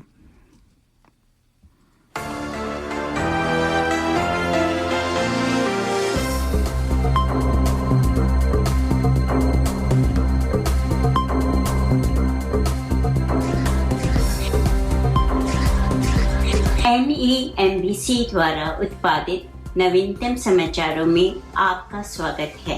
मैं आशिमा कुमार। सिडनी ने रिकॉर्ड पर सबसे गीला साल रिकॉर्ड। सिडनी ने गंभीर मौसम के साथ रिकॉर्ड पर अपना सबसे गीला वर्ष दर्ज किया। न्यू साउथ वेल्स को हिट करना जारी रखा। मौसम विज्ञान ब्यूरो के आंकड़ों के अनुसार वार्षिक वर्षा वेधशाला हिल मौसम स्टेशन रिकॉर्ड को पार कर गया है स्तर। इससे पहले 1950 में बारिश का उच्चतम स्तर दर्ज किया गया था।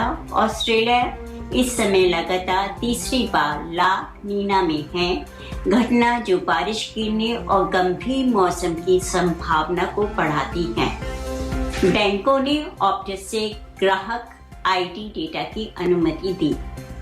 ऑप्टस को दोनों बैंकों को ग्राहक पहचान डेटा भेजने की अनुमति होगी और सरकारी एजेंसियां यह कदम सुरक्षा में मदद करने के लिए अधिक जांच करने की अनुमति देगा। ऑप्टस में लाखों ग्राहक जिनकी जानकारी और डेटा लीक हुआ था, हाल ही में ही उल्लंघन। मेटा डेटा कानूनों में ऑस्ट्रेलिया के गोपनीयता नियमों के लिए अपवाद थे। संघीय सरकार द्वारा गुरुवार को इसकी घोषणा की गई। इसके बाद टेक कंपनी ने अधिकारियों को सूचित किया कि वे असमर्थ हैं। कानूनी रूप में मेडिकेयर पासपोर्ट और ड्राइवर के लाइसेंस नंबर साझा करने के लिए अधिकारियों ने उल्लंघन की जांच के बावजूद संचार मंत्री मिशेल रॉलैंड ने कहा कि इन अपवादों में जानकारी पर समय सीमा सहित मजबूत गोपनीयता सुरक्षा अंतर्निहित है।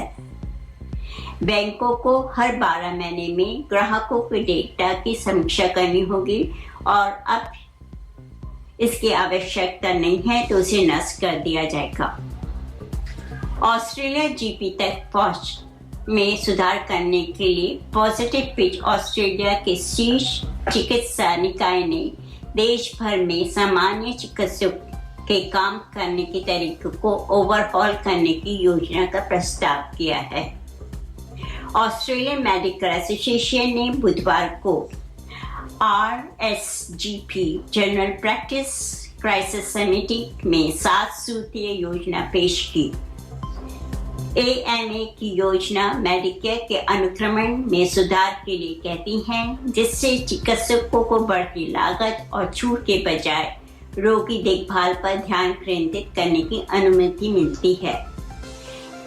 यह एक रोगी नामांकन योजना की शुरुआत का भी प्रस्ताव करता है, जिससे लोगों को बेहतर समन्वित बहुआयामी और रोगी केंद्रित देखभाल के लिए अपने जीपी के साथ पंजीकरण करने की अनुमति मिलती है। मैं आशिमा कुमार हूँ। कृपया अधिक समाचार के लिए अगली बार हमसे जुड़े। सुरक्षित रहे। ये खबर NEMBC द्वारा आपके लिए लाई गई है।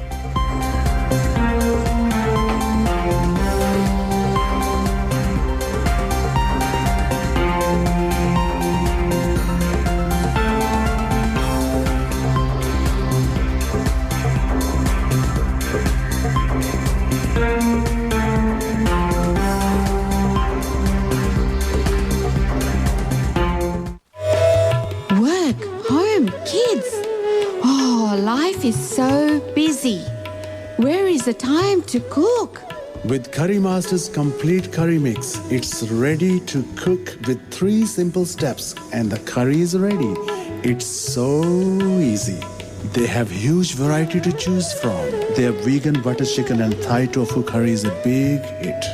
Available at all Indian grocery stores. Thank God it's available at all Indian grocery stores. ये था हमारे स्पॉन्सर करी मास्टर का संदेश। तो प्रदीप जी, हमारे कार्यक्रम को हमारे श्रोता लोग बड़े धैर्यपूर्वक सुन रहे हैं और साथ में प्रतिक्रिया भी दे रहे हैं। तो आपकी जो स्टोरी थी भारत के इतिहास के बारे में, वो काफ़ी पसंद आई है और हमारे नरेंद्र जी कह रहे हैं कि very informative story of India, proud for born in India. तो अच्छी बात है। और उसी स्टोरी के बाद हम लोग खिलजी के बारे में बात कर रहे थे, तो कुछ एक पिक्चर की बात हुई थी कि वो जिसमें दीपिका पादुकोण थे, तो उसके बारे में हमारी मोहिनी जी ने बताया कि वो पिक्चर पद्मावत थी, जिसका नाम हम लोग बातचीत में भूल गए थे। तो मोहिनी जी धन्यवाद अपनी जानकारी प्रस्तुत करने के लिए। और हमारे दुबे जी कह रहे हैं good interview team, very informative. तो कुल मिलाकर कार्यक्रम हमारे श्रोता लोग पसंद कर रहे हैं, हमको सुनकर अच्छा लगा। तो प्रदीप जी, आपसे एक सवाल है आज। मैंने एक नया शब्द सीखा अंग्रेजी का, यतीन जी आपसे भी, मून लाइटिंग, इसका क्या मतलब होता है? क्या कुछ बता सकते? आज पूर्णिमा है। दरअसल मैंने भी जब ये शब्द पढ़ा था तो मुझे भी कुछ ऐसा ही लगा कि मून लाइटिंग टाइटल से कभी एक स्टोरी कभी न्यूज़ में आई, तो मैंने कहा मुझे लगा कुछ मून से रिलेटेड है, नासा का कोई नया मिशन होगा या कुछ ऐसा होगा। लेकिन जब अंदर पढ़ा तो वो स्टोरी बिल्कुल अलग थी और मुझे बड़ा आश्चर्य हुआ।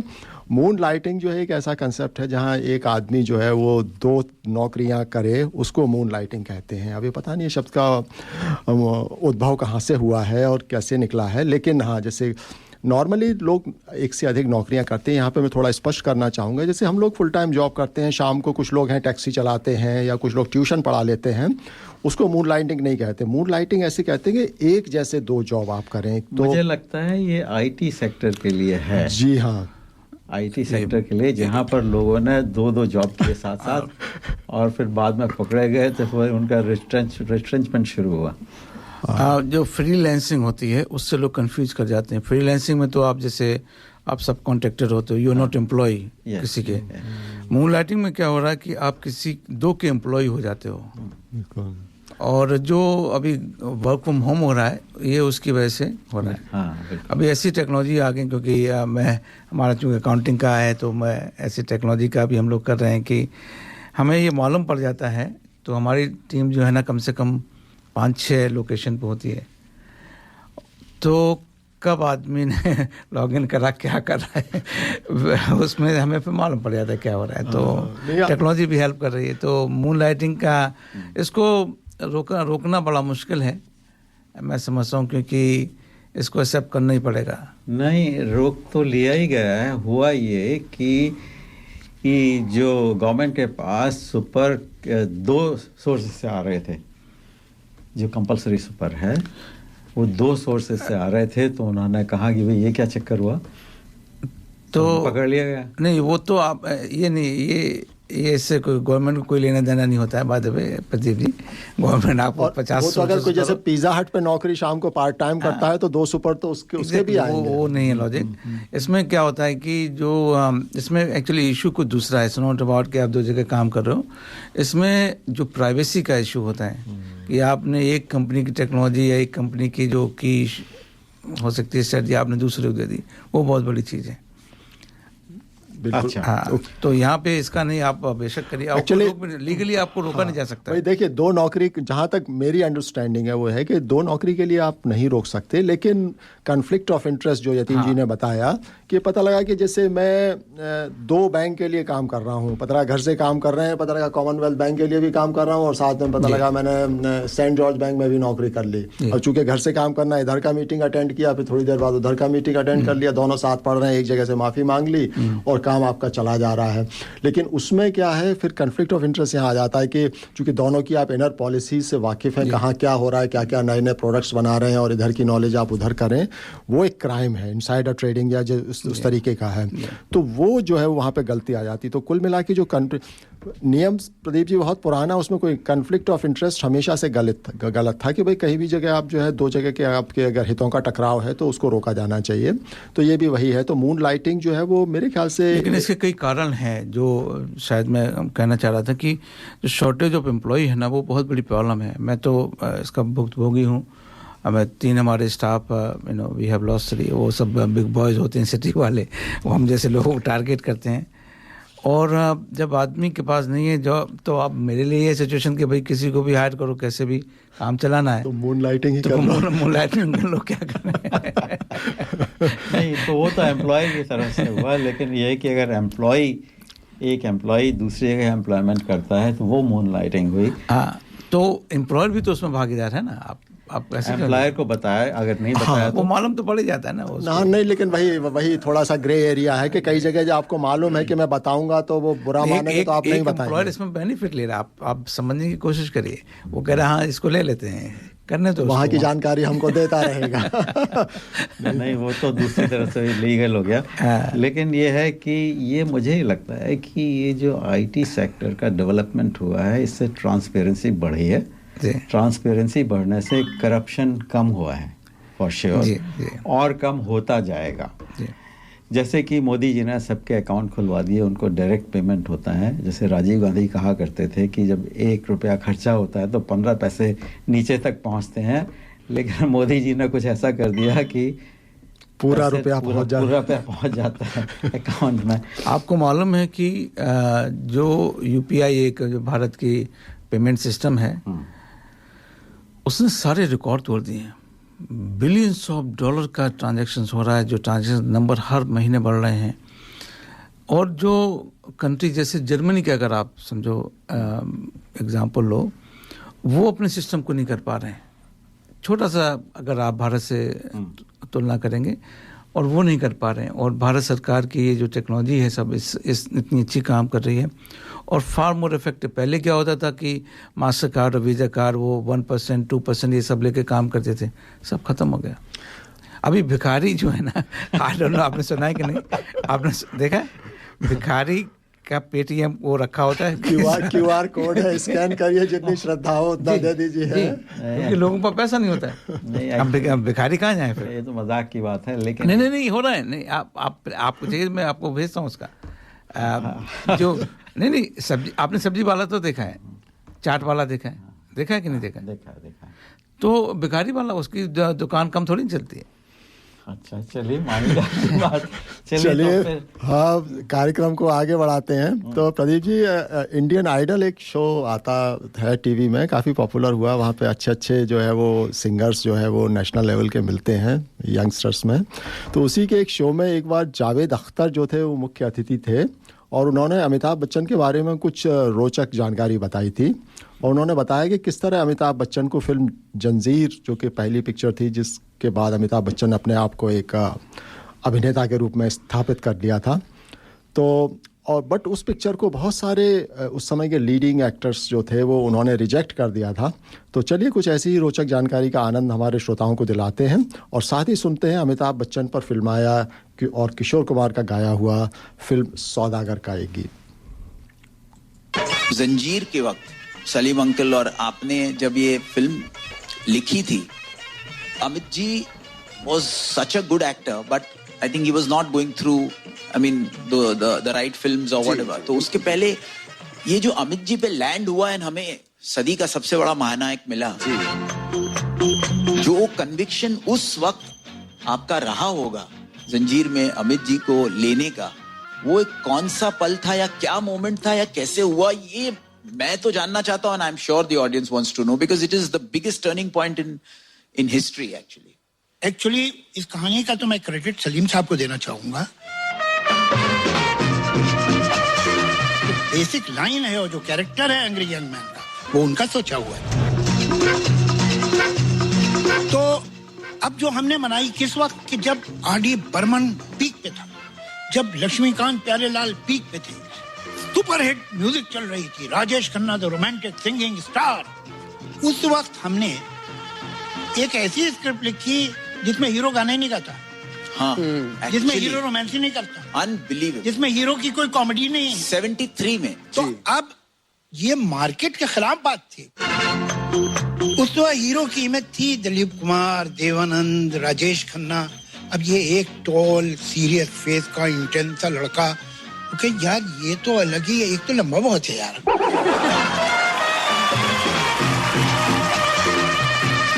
तो इतने लंबे हीरो नहीं होते थे। लेकिन मैं एक बात बताऊं, इस बारे में हम लोग की तो बहुत तारीफ होती रहती है, लेकिन एक इंसान जिसकी बहुत तारीफ होनी चाहिए उसका जिक्र नहीं होता, उसका नाम है प्रकाश मेहरा।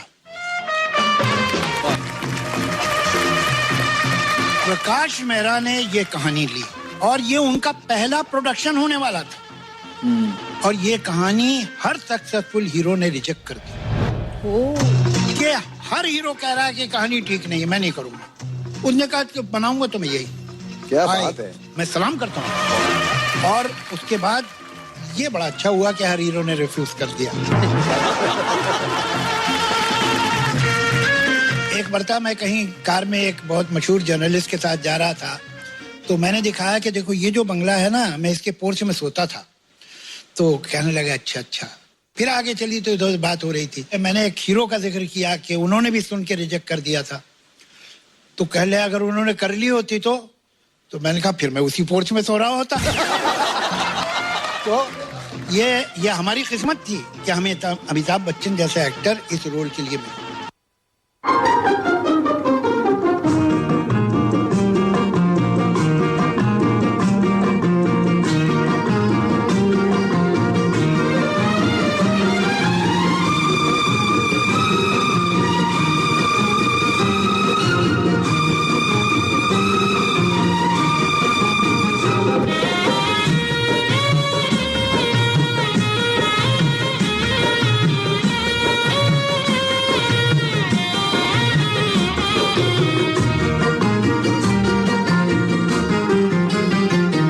हर हंसी चीज का मैं तलबगार हूँ, हर हंसी चीज का मैं तलबगार हूँ, रस का फूलों का गीतों का बीमार हूँ, रस का फूलों का गीतों का बीमार हूँ, हर हंसी चीज का मैं तलबगार हूँ।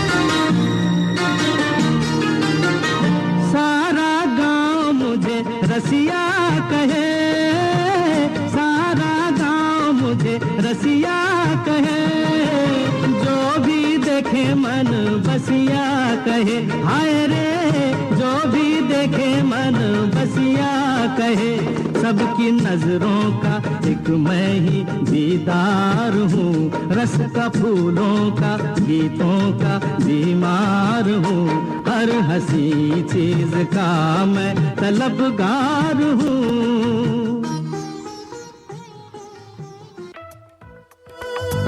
Every Sunday, listen to the Hindi show 98.5 FM Radio 2000.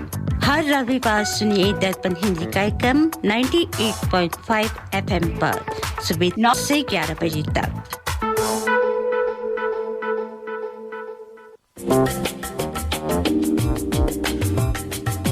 मैं करी masters the butter chicken packet Indian दुकान से लेके आया। ना मैं लहसुन, ना प्याज, ना अदरक, ना कोई मिर्च मसाला पाया। मैंने जब बनाकर अपनी पत्नी को खिलाया, उसने मुझे पति से पति देव बनाया और करी मास्टर्स के बारे में सारे शहर को बताया। जय हो करी मास्टर्स।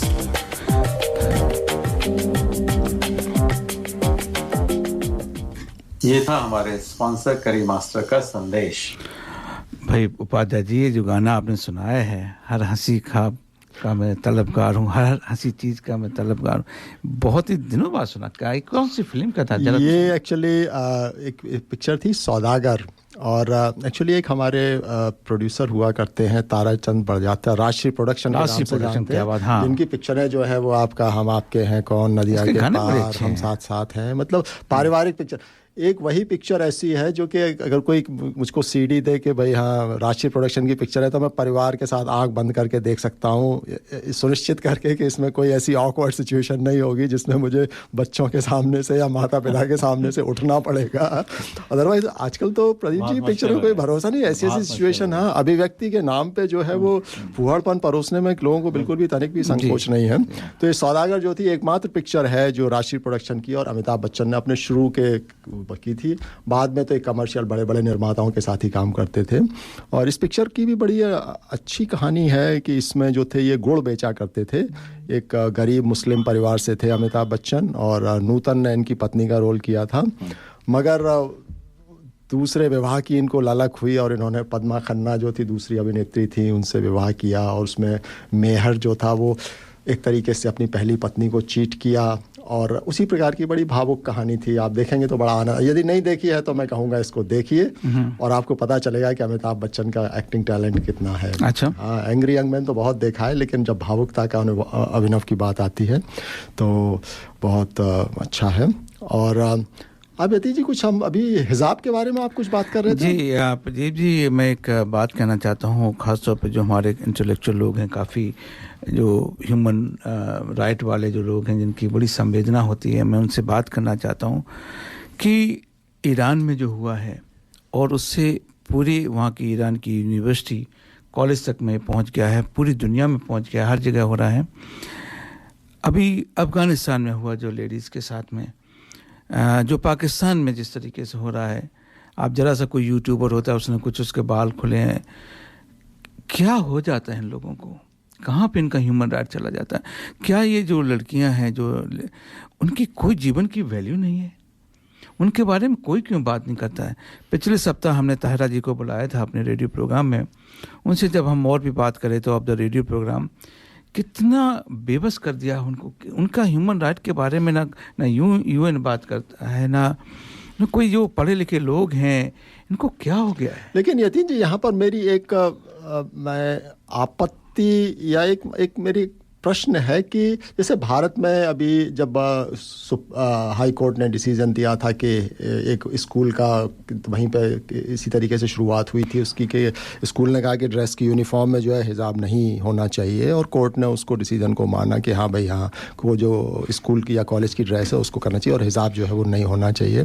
तो उस पर मुस्लिम संगठनों ने विरोध किया, लेकिन मुझे आश्चर्य तब हुआ जबकि मुस्लिम महिलाएं मोर्चा लेके निकल रही हैं कि हमको हिजाब चाहिए। दो कारण हैं, एक जो मुस्लिम महिलाएं जो बदसूरत होती हैं, जो किसी और की खूबसूरती नहीं देख पाती हैं, एक वो हैं इसमें, और दूसरा है जो हिजाब के अंदर में जो मेल बैठा है, आपने तो देखा नहीं, आपको तो हिजाब नजर आ रहा है, आपको कैसे मालूम पड़ा कि वो लेडी है? उसमें काफ़ी मेल होते हैं। नहीं, या उनको बेसिकली उनकी अपनी सोचने की शक्ति नहीं है कि जैसे महिला होने के नाते कहे कि भाई आप ऐसा उस नहीं, मैं वैसे जो मैंने पहला वाला पॉइंट बोला है ना, जो बदसूरत महिलाएं होती हैं, ये उनकी बहुत बड़ी है कि वो सबको ढकना चाहती हैं कि जो खूबसूरत हैं, क्योंकि वो उसके लिए बहुत बड़ा चैलेंज है। लेकिन यतीन जी यह अनुपात तो सारे धर्मों में बराबर है, तो और जगह इस तरीके की आपत्ति क्यों नहीं है? इसमें तो औजार मिला हुआ है ना, उसमें तो औजार नहीं है, उसमें तो आप कुछ कर नहीं सकते हो। जो बदसूरत है वो सीधी सी बात है, लगाव लपेट के बात करने में कोई मजा नहीं। ये जो ऐसी लेडीज होती हैं, आपने एक लेडीज सेलर करके मूवी देखी होगी, एक संजीव कुमार की उसमें है तो ये सच्चाई है। लेकिन मैं चलो ये तो ठीक है, लेकिन जो मैं चलो कहते हैं कि वो लोग अनपढ़ हैं, उनको उतनी समझ नहीं, लेकिन जो समझदार लोग हैं वो कहाँ गए भाई? नहीं, सबसे बढ़िया हमको जो ह्यूमन वाले लोग वो कहाँ गए? नहीं, ईरान में एक अच्छी मतलब शुरुआत हुई है और पूरे विश्व स्तर पे महिला संगठन जो है उसका समर्थन भी कर रहे हैं। आशा करते हैं ऐसा समर्थन भारत के संगठनों से भी निकल कर आए, ताकि जो भारत में जो कि ऑलरेडी सही तरीके से चल रहा था उस तरीके से बात आगे बढ़े और प्रगति की ओर सब लोग बढ़ें, ये आवश्यक है। ऐसा है उपाध्याय जी कि आपसे फाइनेंस की बात करने से पहले मैं श्रोताओं के कुछ और मैसेजेस हैं उन्हें पढ़ देता हूँ। ये संजय जी बोलते हैं कि भिखारी का तो पता नहीं, लेकिन वास्किंग करने वाले शायद स्कैन इस्तेमाल करते होंगे। अच्छा, रिचा जी बोलती हैं great story about Amitabh Bachchan. संत राम जी कहते हैं मजाक में तो सुना है शादियों में शगुन भी एटीएम द्वारा दिए जाने लगा है। एटीएम का मतलब उनका शादी ऑनलाइन पेमेंट। तो सालियों ने जूता चुरा लिया और पता लगा कि फिर वो बार कोड ला के दे दिया कि जीजा जी करिए इस पे स्कैन है। बहुत सुंदर। चलिए, बहुत हंसी मजाक बढ़िया है, मनोरंजक कार्यक्रम है। आशा करते हैं हमारे श्रोता लोग भी आनंद ले रहे हैं और आपकी प्रतिक्रियाएं हमको देख के बड़ा अच्छा लगता है और हम लोग उनको ऑन एयर पढ़ते भी हैं और आप इसी प्रकार से अपना सहयोग जारी रखिए। और तो चलिए फिर अब थोड़ी पैसे की भी बात कर ली जाए, कार्यक्रम हमारा समापन बहुत दूर नहीं है। तो आरंभ करते हैं स्टॉक मार्केट के तुलनात्मक अध्ययन से, जिसमें हम भारत के अलावा अमेरिका और ऑस्ट्रेलिया की परफॉर्मेंस की समीक्षा करते हैं। तो पिछले 5 हफ्तों की अगर बात करें तो पूरे विश्व के स्टॉक मार्केट्स में गिरावट का दौर रहा। अमेरिका की हालत सबसे अधिक खराब रही, जहां 5 हफ्ते में 7% की गिरावट रही। ऑस्ट्रेलिया और भारत में करीबन 1% की गिरावट रही। यह बताता है कि आज के परिदृश्य में अमेरिका की स्थिति अन्य देशों की तुलना में कुछ अधिक ही खराब है। 1 जनवरी 2022 को यदि बेंचमार्क माने तो ऑस्ट्रेलिया में 9% की गिरावट है, अमेरिका में 24%, 24% और भारत ब्रेक इवन पर है, यानी जहां यह 1 जनवरी को था आज भी लगभग वहीं पर है। तो जहां इस वर्ष ऑस्ट्रेलिया और अमेरिका को संघर्ष करना पड़ रहा है, वहीं भारत की स्थिति अपेक्षाकृत मजबूत है। वर्ष के 3 क्वार्टर्स गुजर चुके हैं और आंकड़े बता रहे हैं कि ऑस्ट्रेलिया और अमेरिका भारत से काफ़ी पीछे हैं, अतः उस बढ़त को पाटना इन दोनों देशों के लिए अब लगभग असंभव है। रिपोर्ट्स बताती हैं कि अमेरिका में रिसेशन आ चुका है, हालांकि उन्होंने अभी आधिकारिक रूप से इस बात की पुष्टि नहीं की है। कुछ भी कहें, अमेरिका में स्थिति इस समय गंभीर है। बदलते हुए आर्थिक परिदृश्य का भारतीय अर्थव्यवस्था में ने बहुत अच्छे से लाभ उठाया है और परिणाम स्वरूप अपने आप को विश्व की 5वीं अर्थव्यवस्था के रूप में स्थापित कर दिया है। और यही आर्थिक गति अगर भविष्य में भी जारी रहती है तो न सिर्फ यह वर्ष बल्कि अगला वर्ष भी भारत के लिए अच्छी प्रगति का होने वाला है। इस समय पूरा विश्व मुद्रास्फीति के लिए संघर्ष कर रहा है। पिछले दिनों ओपेक ने पेट्रोलियम के उत्पादन में काफ़ी कमी कर दी है, जिसके फलस्वरूप पेट्रोलियम की कीमत फिर से बढ़ रही है। इन्फ्लेशन के परिप्रेक्ष्य में यह बुरी खबर है, जिसके फलस्वरूप इसको कंट्रोल करना और मुश्किल हो रहा है। अतः ब्याज दरें बढ़ने की स्थिति और ख़राब हो सकती है। अंत में यही कहूँगा कि पूरे विश्व के लिए यह एक चुनौतीपूर्ण समय है और निवेशकों के लिए भी इस समय बिल्कुल बहुत सोच समझ के निवेश करने वाला समय है। उपाध्याय जी, सुना है कि 2023 में रिसेशन रहेगा वर्ल्ड वाइड, आपका इसके बारे में क्या विचार है? जी प्रदीप जी, ये मैं भी पूछना चाह रहा था।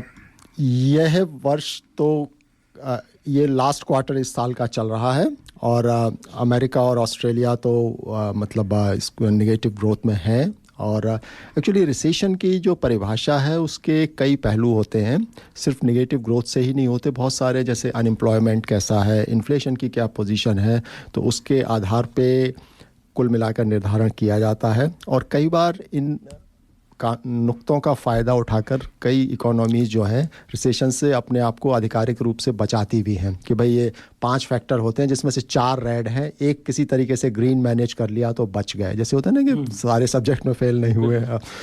तो रिसेशन हो सकता है ऑफिशियली ना हो, लेकिन यतीन जी स्थिति जो है वो ख़राब है। और मगर भारत के लिए उतनी ख़राब नहीं है। भारत का जितनी रिपोर्ट्स में पढ़ रहा हूँ इस समय भारत के लिए बहुत अच्छी सिचुएशन चल रही है और बहुत ही टाइमली अच्छा इंफ्रास्ट्रक्चर भारत में उन्होंने कर दिया है।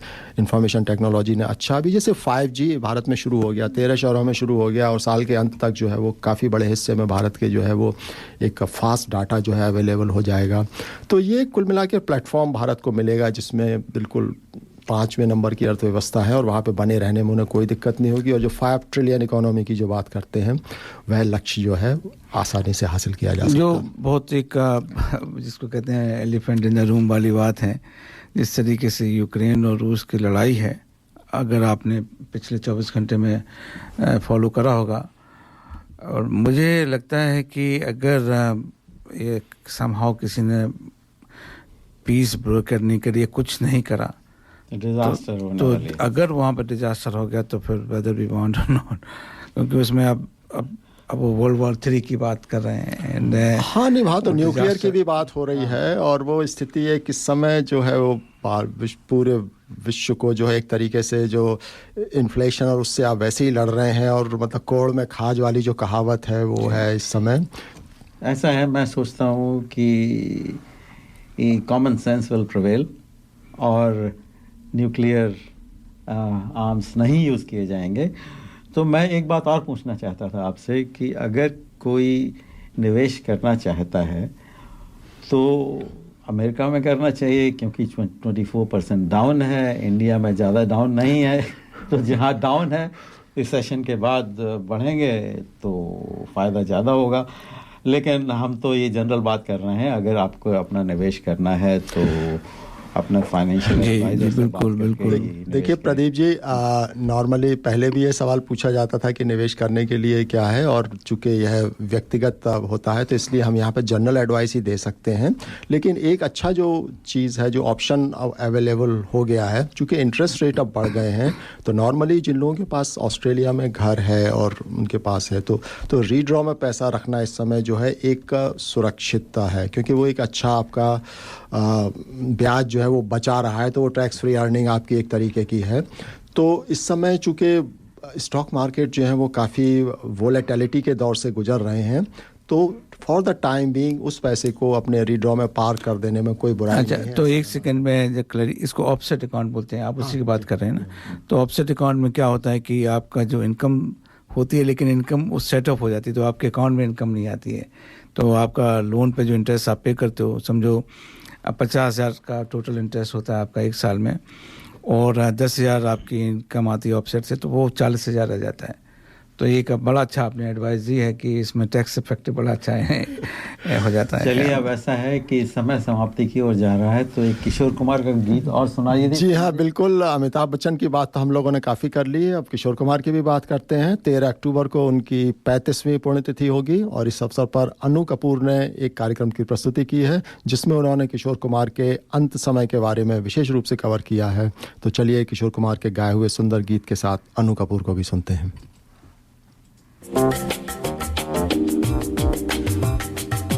मैं करी masters the butter chicken packet Indian दुकान से लेके आया। ना मैं लहसुन, ना प्याज, ना अदरक, ना कोई मिर्च मसाला पाया। मैंने जब बनाकर अपनी पत्नी को खिलाया, उसने मुझे पति से पति देव बनाया और करी मास्टर्स के बारे में सारे शहर को बताया। जय हो करी मास्टर्स।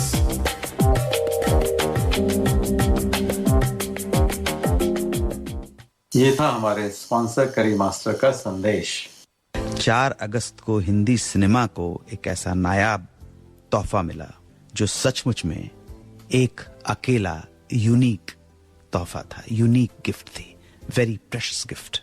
ये नायाब शख्सियत, टैलेंट का ये पावर हाउस हमारे हिंदी सिनेमा के इतिहास में अब तक अकेला एक ऐसा है जो सिंगर भी था, म्यूजिक डायरेक्टर भी था, गीतकार भी था, एक्टर भी था, डायरेक्टर भी था, राइटर भी था और प्रोड्यूसर भी था। Any guess? किशोर कुमार। गए दिनों का सुराग लेकर किधर से आया, किधर गया वो।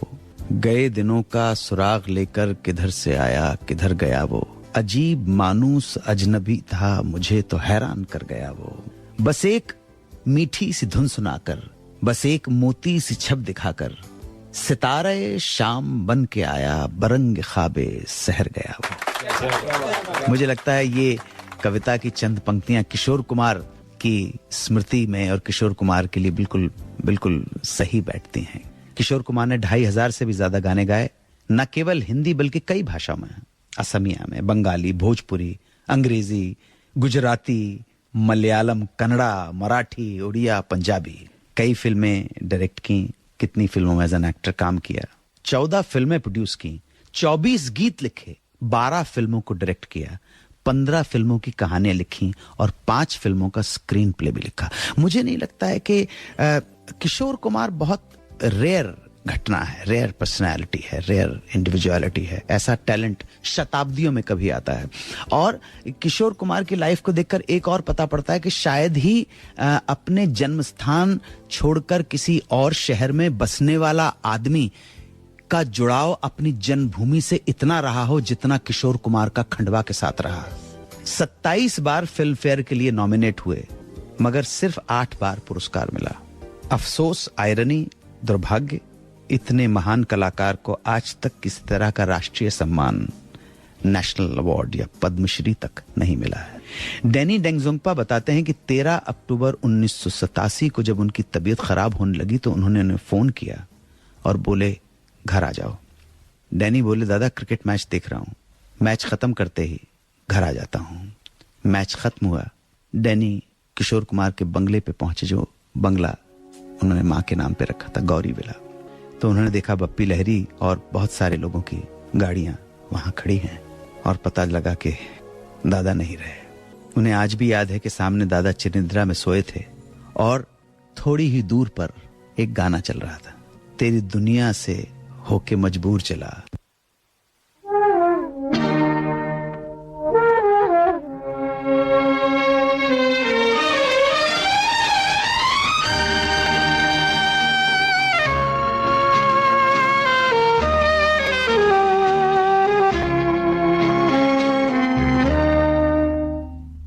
तेरी दुनिया से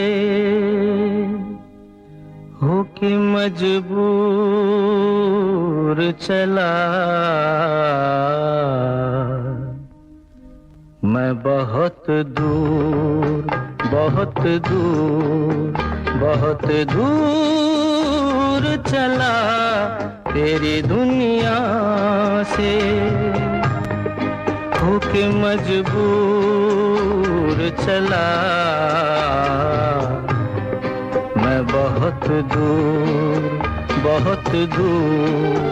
बहुत दूर चला तेरी दुनिया से।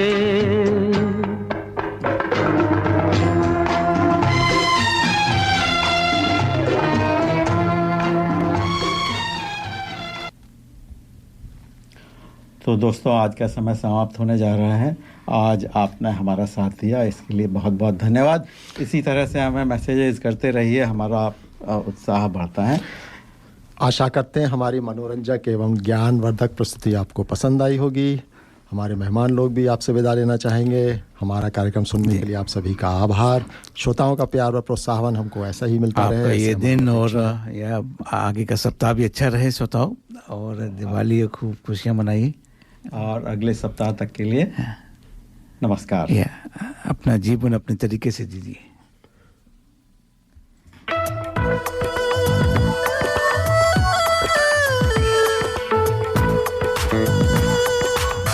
You have been listening to The Hindi Show. Join us next Sunday to contribute and provide feedback on anything you heard today. Contact us on feedback@darpanradio.org.au. आप सुन रहे थे हिंदी कार्यक्रम। हमें हर रविवार सुनिए सुबह 9 बजे से। अपने विचार भेजिए आज के कार्यक्रम के बारे में। ईमेल कीजिए feedback@darpanradio.org.au।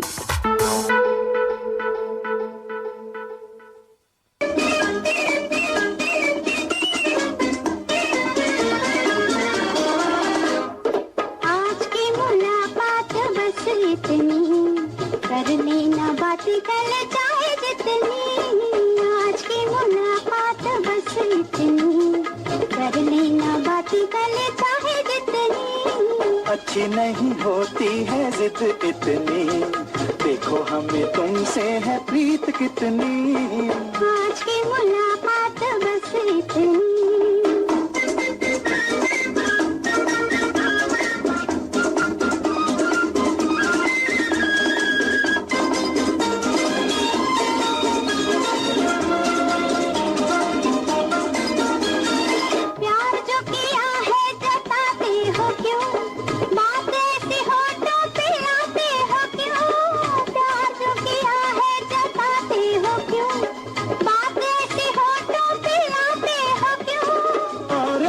पूछे सताते हो क्यों, अभी अभी आए अब जाते हो क्यों। आज की मुलाकात बस इतनी, कर लेना बातें कल चाहे जितनी। अच्छी नहीं होती है जिद इतनी, देखो हमें तुमसे है प्रीत कितनी। आज की मुलाकात बस इतनी।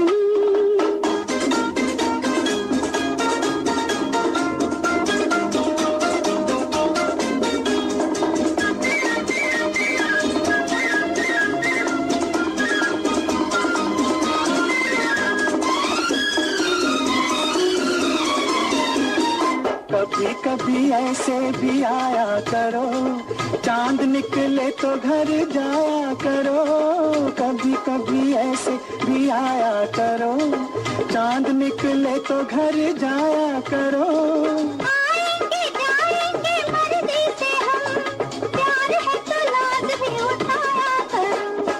अच्छी नहीं होती है जिद इतनी, देखो हमें तुमसे है प्रीत कितनी। आज की मुलाकात बस इतनी, कर लेना बातें कल चाहे जितनी। आज की मुलाकात बस इतनी।